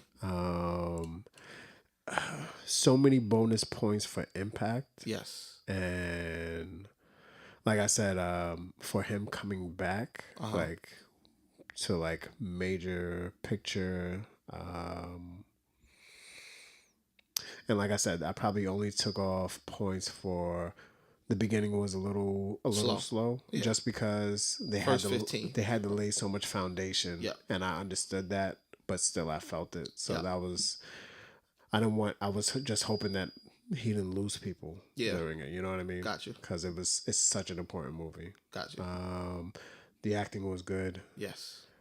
And I'm trying to think, like, besides having Adam Driver, you really don't have anyone in the movie of name. Like not nobody I know. One. So people who've been in Spike Lee films, the dude who played the white supremacist who built the bomb. Oh, I forgot the dude. I don't think he's even white. Toby, what's his name? Played David Duke. Dude from Toby, yeah, show. Toby, not Keith. That's a music artist. Dude from that 70s show. Yeah. He was really good. Yeah. And see, you know what's really, because the only pictures I had initially was of David Duke as an old man right now. Right. When you see the pictures of him younger, he looks exactly like him. It makes sense why they went with that. And wow. Yeah. And he played him in the way that is perfect for the film too. Right. It's because it's like it's ridiculous. There's things that happen in life, and I hate to put it that way, but they're so serious that they're funny. So serious because you know, if you live in a regular world, I mean, like the rest of us, yes, and like you go along, there's some things that happen, like, I mean, especially with minorities, there's some blatant racist stuff, and you're just like, did that really just? And it's so funny that you're just like, that still happened, and that's kind of David Duke's character in the movie, where it's just like, man, you are so racist that it's stupid. Like it's idiotic, and I'm laughing at how stupid you sound. Yes. Like, and that's why that whole last phone call is the best, because they're literally all laughing. Yeah. But it's John David is the only black one there. But it's so stupid that even the white people are laughing at you. Yes. And that's why I was just like, yo, this is important for people to see, because you know that your hatred is absurd. And that's the whole thing. If you can get someone who is white, who's just like, or has that idea, and they go watch the movie, and then do they then question, like, why are the white people laughing? Yes. Because that's how you look. Yes. You know what I mean? Yes. And that's important also. It makes a great statement about racism also, because it's like, what people need to understand is people always had a reason for hate. Right. Doesn't mean it was valid. Right. So when you look at people always had a reason for hate, now you need to examine what you think about border security. Right. Because, like, just because you have a reason doesn't mean it's valid. Right. And I'm pretty sure most of your reasons aren't valid when you start labeling, oh, I don't want rapists to come over here. That's your reason. You think that there's that, I don't want terrorists to come over. People always had that's always been a part of racial hatred. Right. Someone getting raped. It's always that. Mm-hmm. It was that when it was black and white. Is this when it's brown and white? Everything. It's always key in the situation. It's that installation of fear. You know? Fear of violence. It's always been that. So it's like, when you realize that those reasons have always been utilized, then you have to start thinking about your reasons and seeing if just because you fear that, is that a real potentiality? Right. Because the truth is, if you fear rape, then you should probably keep your children around, away from all the men in your family, because that's the likelihood of them being raped is someone you know, and someone in your family. If you want to go by that, but the likelihood is not being raped by an immigrant here illegally who's MS-13. come on. That's the MO, That's like, come on. Like, stop. Hatred always had its reasons, but they never been valid. But one point I want to bring up, towards the end of the movie, we got a beautiful Spike Lee shot. Oh. And I was sitting next to this older black couple. Yeah. They probably were like late 40s. Yeah. Maybe 50s. So they seen every Spike Lee joint. The lady said, now it's a Spike Lee joint. Because they got the double dolly going on. I was like, that my mama? And I couldn't help. I turned to her, I said, you right. Show enough. 40 acres and a mule in here. Show you right, man. Yeah. And it's like, and that's exactly how I felt when I seen it. Because it's like the whole time no double dolly. Yep. And it was perfect. They both got their guns. Oh my God. The perfect double dolly shot. Yeah, it was. Perfect. Beautiful. Yeah. It was just beautiful. I liked it. Beautiful. Beautiful. All right. It was a great movie. Yeah. 5 for me, 4.5 for you. 4.5 for me. But at the end of the day, it's just a strong Spike Lee film. It was. And we think everybody should go see it. Yes. Go see it in the theaters, one, because we wanted to do well. And number two, listen, if you're going to wait for DVD, it's worth a DVD. I think I'm going to buy it. Well, I know I'm going to buy it because I'm building my Spike Lee collection. So I want everything. I want every Spike Lee movie. I'm going to save it. And I'm going to do something. I just wait. I want my wife to see it. Yeah. I want to see her response to it. All right. You going to go see it with her? Or are you going to let her see it and then come back and talk? I probably when it goes on Redbox. Okay. I'll probably get it. Or when it's in Best Buy, I'll get it. Well, discount, Best Buy discount, $17.99, $19.99, something like that. I'm not gonna get 4K. That's just too much. Yeah. Not gonna get 4K. But it was fun. It's a good movie. It was Spike. Yeah, it was. It was Spike. It's what you go to see Spike movies in. Who else could have done this? Yeah, nah. Because think about it, would have been a different movie. Like, let's say a Ridley Scott got this. It would have been a good movie. Yeah. But it wouldn't have had the important impact. Right. The story wouldn't have been the balance between understanding the difference between the Black Panther Party and the KKK. Right. We wouldn't have got that part. You understand what I'm saying? We wouldn't have got that perspective. Who Stokely Carmichael. We wouldn't have got this perspective. It would have been a good movie. It would have been a good period piece. But it would have been American Gangster. Right. Like American Gangster from Spike Lee would have been a different movie too. Definitely would have been. Which I think I would have enjoyed a Spike Lee American Gangster. Although Ridley Scott's amazing. Yeah. Can't take that away from him. Boom. Blackkklansman was great. John David, you're great. Go check it out. Go check it out. All right. So now we're at the point where we have a topic which we discussed through the film. And it's a glaring topic. Yeah. And in the film, like, it ends with the Charlottesville massacre. Right. Well, massacre, the killing of Heather Heyer. Right. Which is in the movie. Yep. Spike Lee got permission from the mother to put it in the movie. He spoke to her about it, and the movie was released on the 1-year anniversary. Oh, wow. Of Charlottesville. And we can't avoid not talking about the alt-right because, like, obviously the movie brings that to the forefront when we speak about David Duke and what his mission was. He was interested in going into politics. He was interested in rebranding. Yep. And that's part of what the story was about. They didn't want to be called the Klan anymore. They wanted to be called the organization. Right. Just a group. It was just a group of guys that get together and talk about hate and plot shit out. But they don't want to be connected to that old Klan because the violence was connected to that, even though they were going to continue it.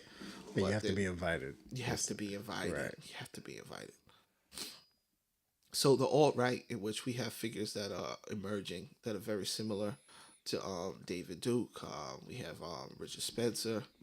We have a lot of big faces on social media.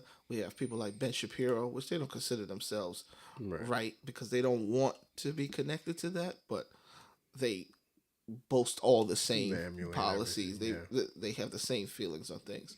So it's just I just wanted to talk about like the rebranding and how people are falling for the rebranding in this tactic in today's day, and how it led to basically Trump's presidency. Right. Well, my biggest thing is this is a problem we've always had, and it's just that they've never had an avenue until the Trump election. So it's kind of like, I don't want to say that they just waited their time. Like they've always been there. They've always been building at getting to a certain place where they can make the impact that they think that they needed, or they think that they wanted. And I mean, it's clever, you know. Like you kind of don't want to give away anything and then be shooed away so easily. Yeah. You kind of want to build up until you're capable of being effective. Yeah. And they were very smart in waiting until they had the perfect Trump election. And it was like, all right, we're going to get behind this guy because, and I don't think that maybe Trump didn't realize it or see it, but then at the point in which it was win or lose, he's like, all right, well, I'm going to use it. You know what I mean?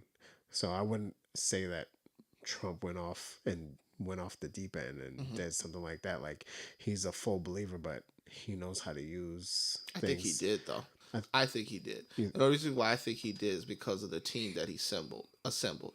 Like Steve Bannon, Breitbart, Stephen Miller, he's alt-right. Right. So, like, his team, I believe, knew it from the beginning. And they've been rallying that base. Right. They have that base. The alternative media is strong in that base. And even if that was not necessarily his initial motive, early on, when we started hearing him speak and doing the certain rallies in the certain places, of course, it was established pretty early. Right. Maybe not when he first initially came down that escalator, but it was established pretty early once he established that team, that these are the people who we're targeting. Well, we're targeting people who don't understand the nuance of the situation, who can be swayed. Right. Because that's a lot of what we have. We have racist people, and we have people who really don't understand racism and are easily manipulated into full-blown racist thoughts, who really don't realize that they're racist. There's racists who know that they're racist. Yep.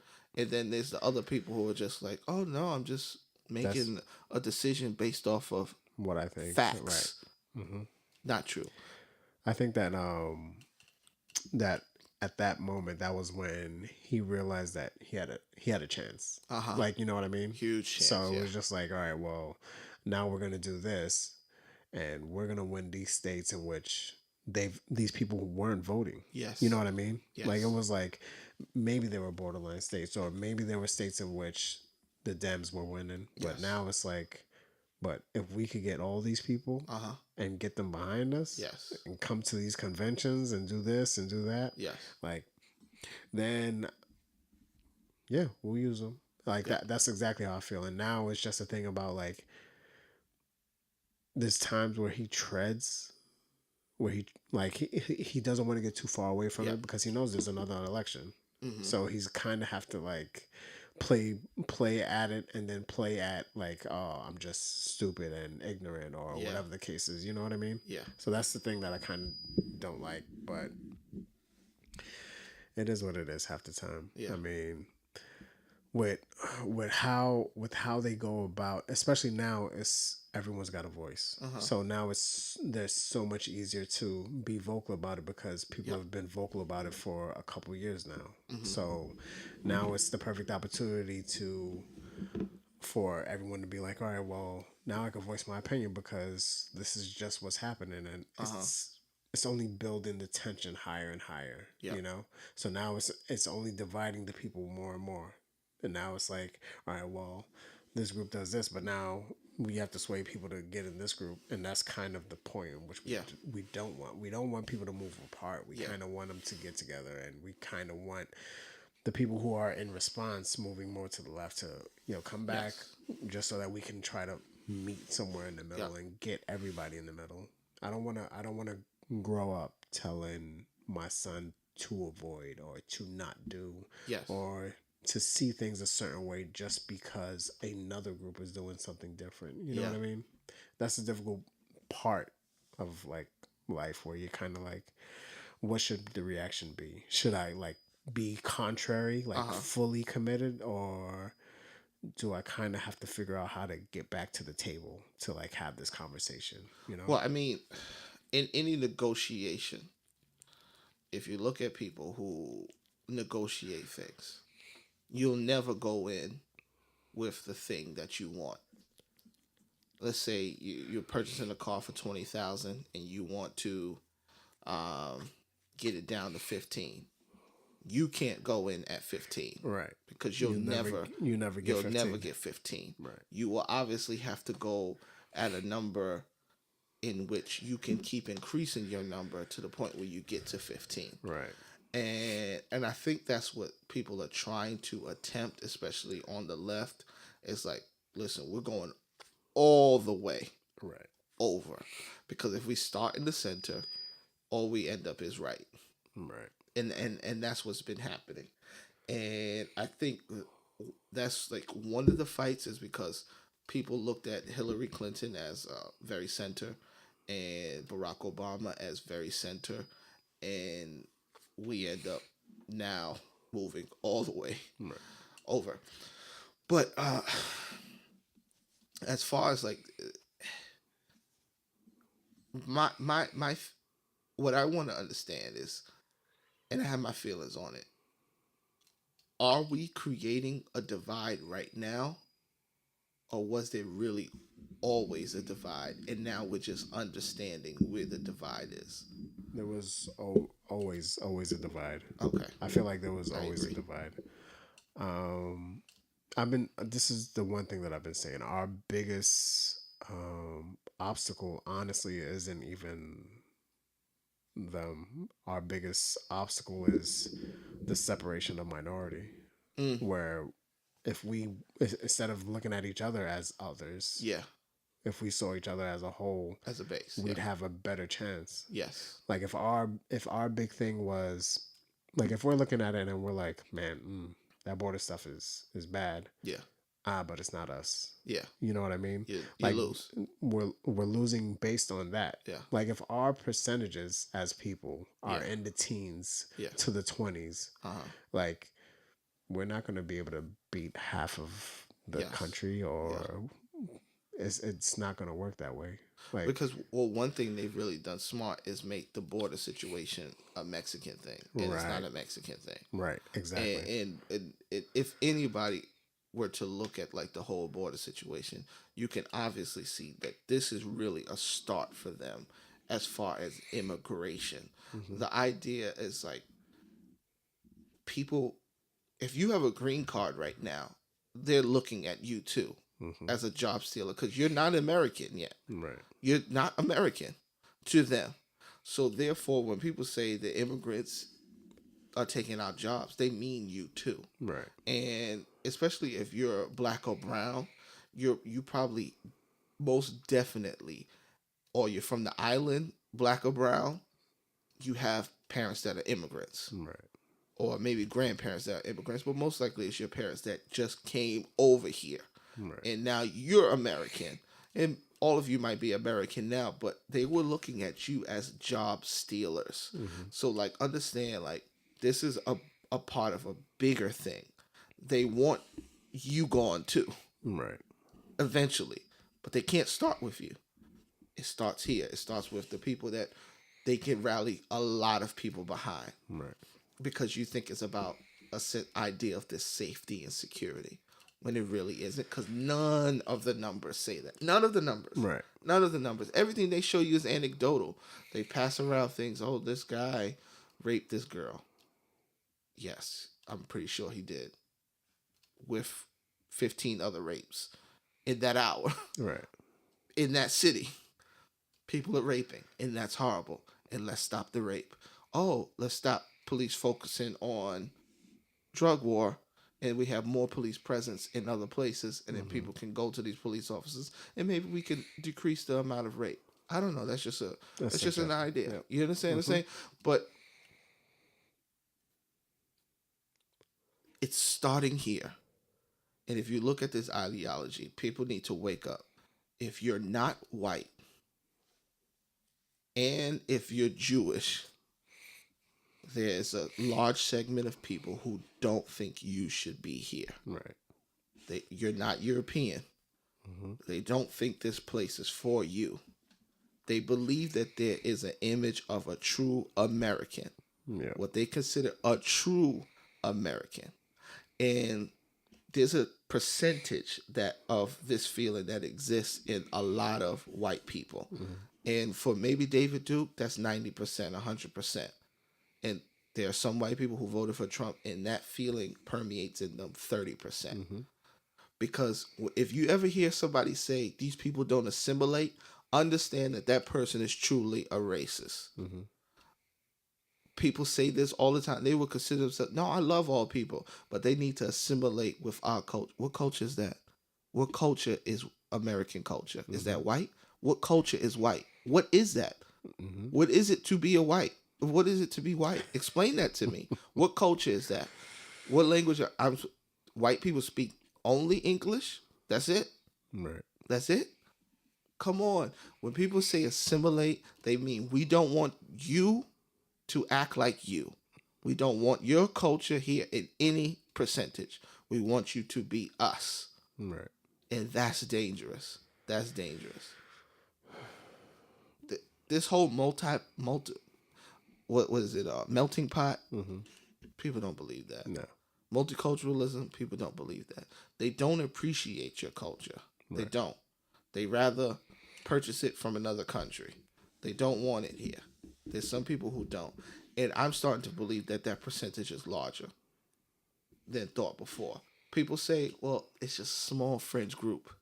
No, that small fringe group was able to rally, not a small base. They were able to rally a base of people to, even in the primary, vote this person who had no knowledge of what he was doing to take over the highest office in the land. The first president without political or military background. That's not a good thing. Ever. That's not a good thing. Right. Like people don't understand. It's like you would hire. There's nothing in no position would you hire a person who has no skill. No skill. That no you experience. would just base it off of. I think this guy CEO of your company. CEO of a company. When's the last CEO did your surgery? When's the last CEO did your root canal? Hire a CEO for your root canal, right? Right? Yep. That's all you need. Sound good to me. And it's so silly is because people are like, oh, he's a CEO. He ran a business. Even if he was the best businessman, I still want one to run a country. Right. Because a country shouldn't be run like a business. Exactly. Countries don't make profit. They're a nonprofit. They're an organization. Yes. They're connected to business. Yes. A country literally takes in funds in the form of taxation, which is akin to like a donation. You're better off having a preacher run a country. Because literally they're taking in funds and they're dispersing their funds in the best way. Or not in the best way. I heard Pastor Darrell Scott is looking for a job. He's looking for a job, right? He's looking for a job. So it's like this whole ideology is crazy. And it's like part of it is, I think, education. Yes. Because people are not educated on what business is and what a successful business is. Because people are like, oh, yeah, bankruptcy, that's just a part of business.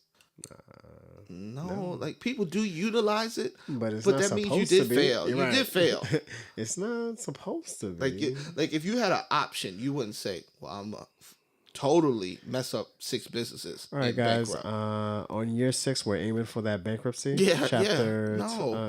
No. Like you set out to make extreme profit. Right. That's what the goal is. If you don't do that, then you've done some failing. Don't worry. He's done some failing. Those businesses are doing what they're supposed to be doing. Not this business. We've been in the business of losing. We've been in the business of losing. Yeah. And it's perfectly fine because the few winners win. That's it. That's it. It's so weird how this country is like. Our country is a team. Our country. And the captains get paid. The captains get paid. That's it. That's it. We could be a whole soccer team, the three or football team, 52 people. Yes. The three captains get paid, you know? Like, why are people so convinced, like, for so many poor people in this country, so many people who live under a certain amount of, make a certain amount of money, vote for people to decrease taxes that have nothing to do with them. Right. In actuality, your taxes have going to increase. Yeah. Next year, I'm probably going to pay more in taxes because of the implications and the way the deductions are going. Right. I probably won't get back as much as I would have past year. But people are so convinced, like, oh yeah, no, that millionaire, they're stifling him. Right. He's getting stifled, not me. They're getting on him. He's getting stifled. How could they? How could they take all? It is like this hard work. See, I'm gonna put it this way, because I feel like poor people definitely don't understand this. Mm-hmm. I hate to put it like poor people, but people who don't have money. All right, me and you, we're definitely like in that line of like people who I would love to have my money. Yes, but at the end of the day, all right, I like my roads. I like my schools. I like these things. I like when they pick up trash. I love that they pick up trash. But the whole thing I got baby diapers upstairs. If they're gonna tell me, right, all right, I kind of have to pay 5% more. Yes. Now I understand this is a lot of money to someone like me, but if I know that they're taking 5% more from someone who has money, yes, I know that those things that I also contribute to, will be better because there's more money. So much better. You know. That 5%, yes, a lot of people don't know how to use it, don't know how to spend it. I mean, the government has shown that they don't as well. But the point being is that, but if they do take my 5%, they're taking someone else's 5%. But the government does know how to spend it. We just keep electing people who refuse to spend it properly also. Right. Like, we keep doing it. We keep doing it. Like, you turn around and there's someone who's spending the money wrong. Yeah. And also, we keep electing people who keep decreasing the pot of money that we have. Yeah. So we'll turn around next year, we'll elect somebody. We had $8 billion budget. Oh, you just gave them a tax break that'll decrease the amount of money, the flow of money to $7 billion. But we needed $9 billion last year anyway. So how did that help? Tax break? Yeah. Oh no, but we got more jobs, and that's supposed to increasing the tax base. Yep. Yes. But if the job is a $25,000 a year job, you didn't increase the tax base. Because one thing I do know, persons making $25,000 a year, they're going to get all their shit back. Yep. They get all their money back. Mm-hmm. State and federal. So, hello, we didn't increase anything. Yep. But this is the problem. When you couple bad ideology, what they've understood is fear will be the blanket over bad policies. Mm-hmm. So you can have every bad policy that will destroy this person's community, that person's community, but as long as you fed their fear, they'll go for it. Yep. Oh, they're going to build the wall. Yeah, now with your money, you still don't have any school, but we're going to put $20 billion, which is probably going to be if we ever build a $30-40 billion job, and your community is still trash, but we're safe. We're supposedly safe. We're safe. Because nobody can get over, nobody can fly over. There's no other means. Yeah. No. Did you see the most recent thing? Crazy thing. People who voted for Trump and they live at the border are now losing their land, or going to potentially lose their land because of history shows how the government uses I forgot what the policy is when they claim like they seize the land, but there's a specific term for it. I don't remember the specific term, but they can basically take the land because of a government project if they're building a road, but because they're building the wall. So there's a golf course that now is half on the Mexico side, but it's part of America's land. But the way that the fence was built around it like their access is on the other side. And then there's a home, this family, they have a ranch. They're farmers, and their whole farm is on the Mexico is side. on the southern border side because of the way they built the wall. They built it like on their house property, so the farm is on the other side. So the only way they have access to it is through the fence. And these are Trump voters. And they're like, literally, where did they think that the fence was? Where did they think the wall was going to go? You live on the border. Where did you think it was going to go? And for all this murder and rape going on, your wife looks very unraped, sir. And she's right on the border. You know, like if these MS-13 people were just so crazy involved, don't you think like the first stop would be like right across the border? Oh, a little rape I can do over here. Like, come on. The fear is just so outrageous. Yeah, it's a little wild. It's a little crazy. But and we can also stop the flow of, even though it's a net flow from across the border, we can also stop implementing policies that are destroying countries all over the world. Right. Like we're part of that. You know what's crazy is after watching Power, and Angela's having that conversation with the guy, she's just like, you work for an agency or a group of agencies that want to control this one thing, but y'all won't do anything about it until y'all can get in there the way you want. So you let it be bad until you can get there and change it yourselves. Yes. Yeah. So crazy. But that's what we have. We have this alt-right ideology that's permeating in Charlottesville. Let's talk about Charlottesville real quick. Okay. The march. I mean, it's really sad what happened there. Do you think that the counter protests are productive? No. Okay. All right. So long term, they're not productive. They're not.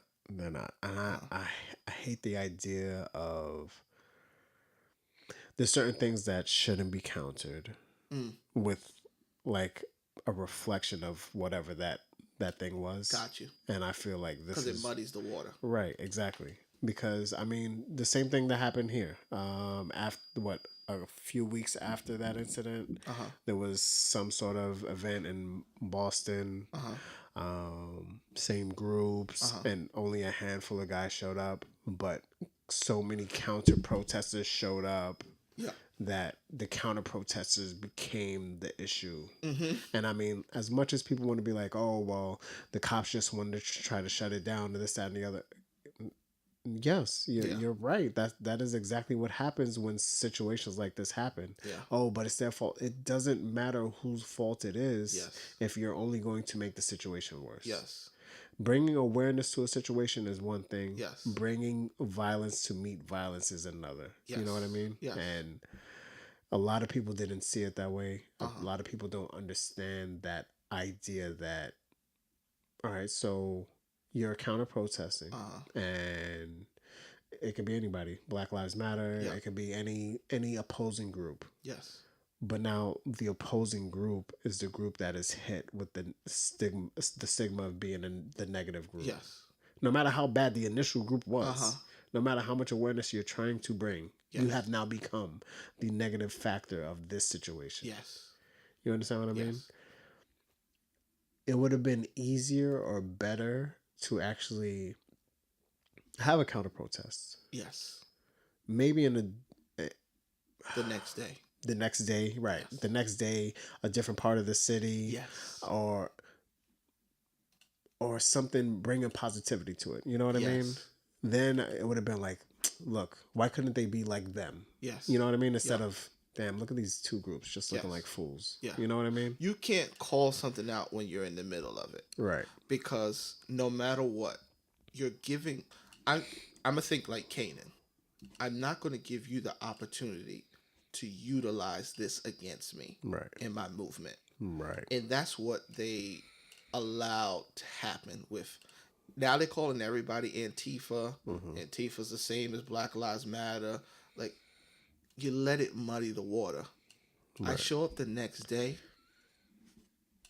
The stark contrast. CNN shows you all these white males walking through the streets with torches saying they will not replace us. The next day, a plethora of people from all different backgrounds are walking in harmony and love through the streets of Charlottesville. What would the impact have been? What would you choose now? You choose. Because now if I just show you two people fighting, I can say, well, they were fighting for this, they fight for that. Both sides. Right. Both sides. I could make that easy argument because I want to just not do the mental mental understanding to see the difference. But I show you the next day and say, oh, these people were moving in love, men, women, children, different all races, colors, different all ethnicities. Races. And then I see all these white men with vitriol and anger. Right. I'm not down with that. And that's what I was going to say. The thing that happened in Boston, they only had, I don't even think it was a couple hundred people. Mm-hmm. So imagine you just brought 1,000 people up. Yep. Of course, you look like the aggressor. Yeah. But if you would have let that little small group come and then leave, and the whole thing is that knowing how permits go, you could add a permit for the same day. Yeah. At a different time, and brought thousands of people. Yes, not to show the difference in amount, right? And just to show hundreds of people hate. And this is the whole thing. Thousands. They did it in Boston because they felt that they would get people. Yes. But the whole thing is then you show up with your 1,000, and then they would have known, oh, we can't do it here. We can't do it here. But you bring the hate, and now people are going to be like, look at what they're doing to those couple hundred people. And then they're able to play the victim. I'm not going to allow you to victimize yourself. Exactly. They hit me. No. So one thing that I will say did come out of it, because there was violence in Charlottesville, the movement got stagnated. Charlottesville was supposed to be catapult for stuff going all around the United States of America. It didn't work out. Right.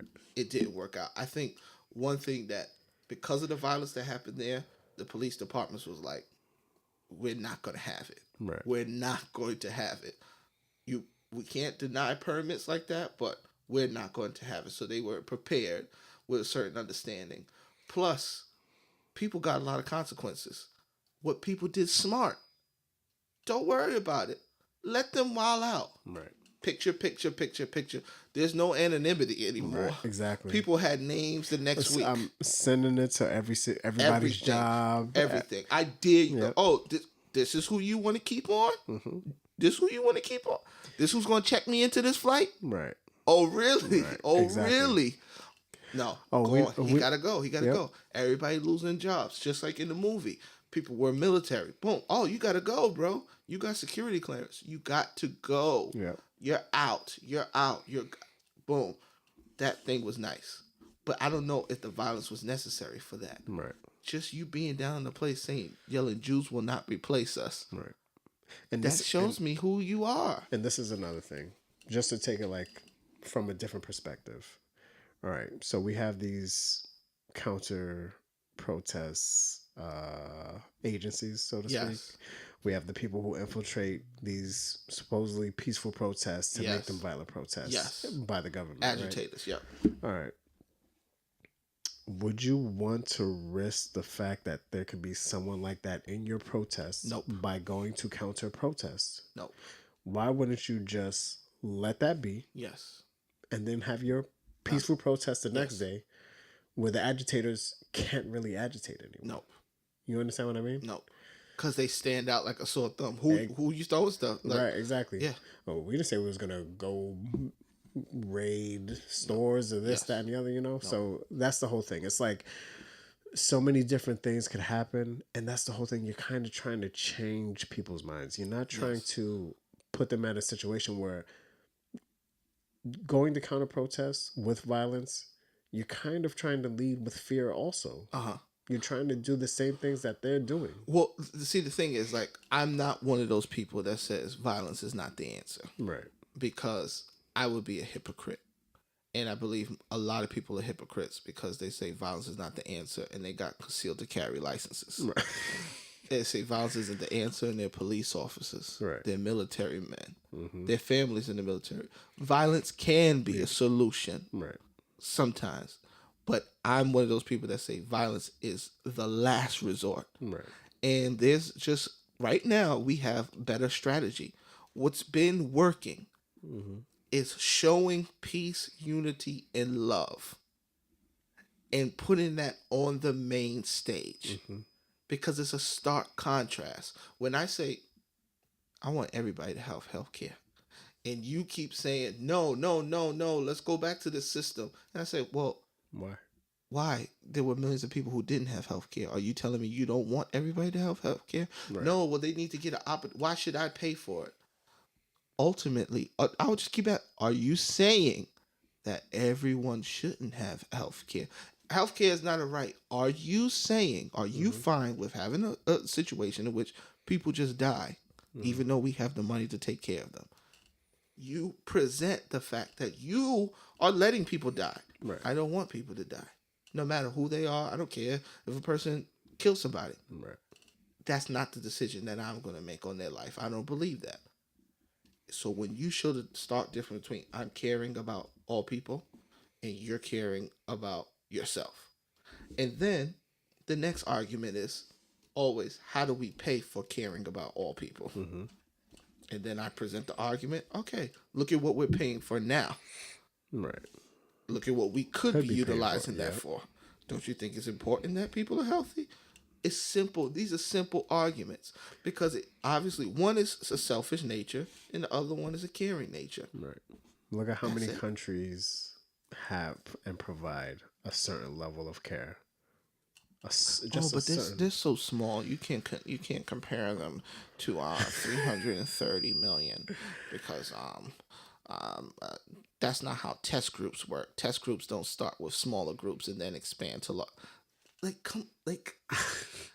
an excuse for everything. Everything is everything that you can do in a smaller group, you can do in a larger group. Right. You may need to change some things. Yep. But that's like saying if I cook a box of noodles, I can't cook 10 boxes of noodles. Right. You can. You may need to change some things. Get a bigger pot. Yep. Cook them in different segments. That's it. You improvise. That's it. There's no difference. You know what's the crazy part? Just talking about that for like a split second. I'll take 2 minutes to talk about healthcare. Yeah. You know who's taken the models of this national socialistic style of providing healthcare? Insurance companies.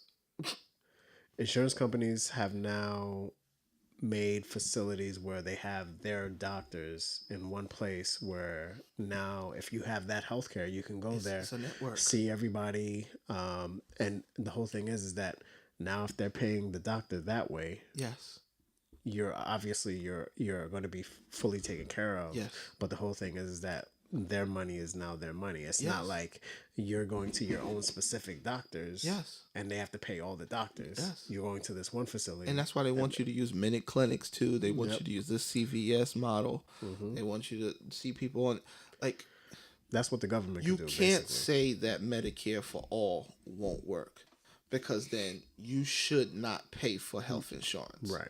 Because literally you're doing the same thing. Mm-hmm. And if anybody tells you, if any person who's an actuary or a person who works with insurance companies and builds these models, the larger the network of people, the better it works. Mm-hmm. Insurance companies don't work with a 2-person model. Right. To provide for all.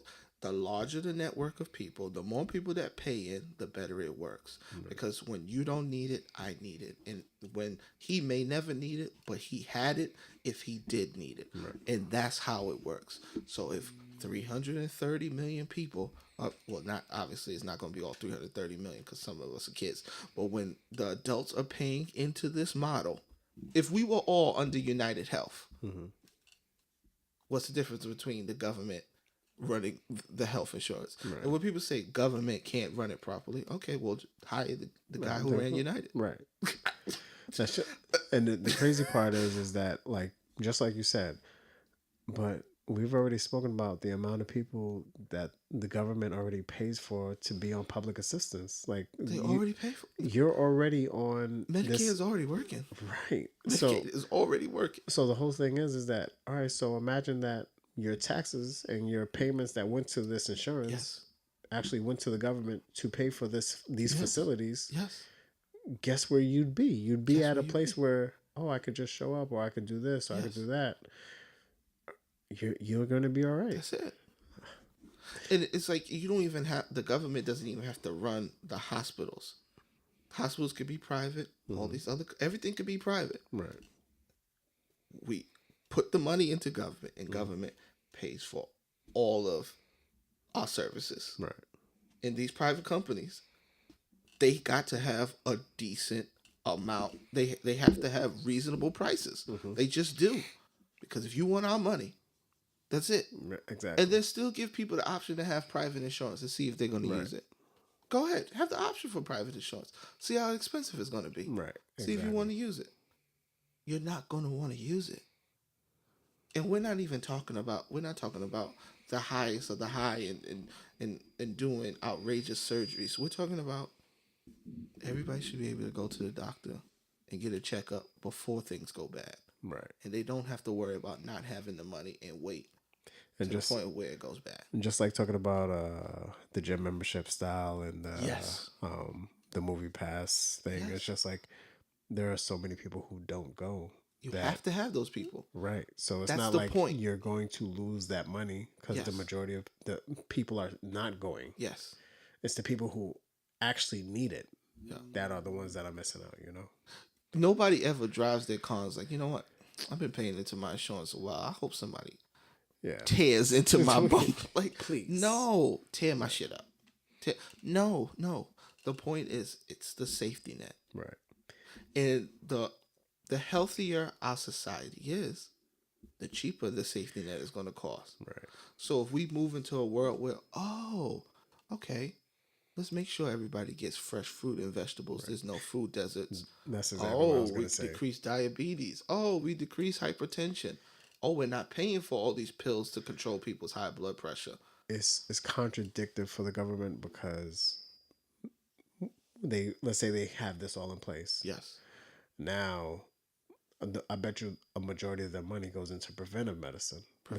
Now all of a sudden you don't want people to get sick. No. And then the second thing is, let's clean up the water in Flint. Now the FDA is going to be obsolete because we don't want the trash that you've been approving. Oh, no, not at all. Oh, okay. Now we actually have to provide the farmers with good soil solutions and how to run a farm. Monsanto's gone. Yeah, so it's just like all these things they realize, oh man, we actually got to fix this and make it work. Yes. So, but yeah, I understand. I get it. What's so crazy is like, it's frustrating to see the solutions right in front of your face that aren't being implemented. But you realize that the reasons why they aren't being implemented is solely for the sake of money and profit. And that's why people are getting sick of capitalism. People aren't getting sick of capitalism and are interested in socialism because they're just crazy and they want stuff for free. Right. No, they're watching people get manipulated and taken advantage of. Yep. And if people think that most of these people who are interested in seeing potentially America going more social, being more socialist, if you think that those are all poor people, all people who don't have means, all people who aren't driven, you're nuts. Yeah. If you think that they're people who aren't interested in business, you're nuts. Because you're looking at one right now. And I want more social programs. Yep. I want more social groundwork for everybody so that we all can access this American dream and have our life, liberty, and pursuit of happiness. And guess what? I also want to own a Bentley, a Benz, and a big home. Right. And that's not what everybody else's dream is. Right. Everybody don't want a Benz. Exactly. Some people want a Prius, and they should have one. Yep. It is what it is. If that's their pursuit of happiness. Right. I think we should end it there. Yeah, I like it. This was the Loose Cannons podcast. Loose Cannons. I'm one of your hosts, No Justin, No Peace. And I'm Lou Rivers. If you enjoyed our conversation today about politics and pop culture and entertainment and movies and how they all intersect, hit us up on our social medias. That's Canis Podcast on Instagram, Twitter, Facebook. And to continue listening to us, you can watch us on YouTube.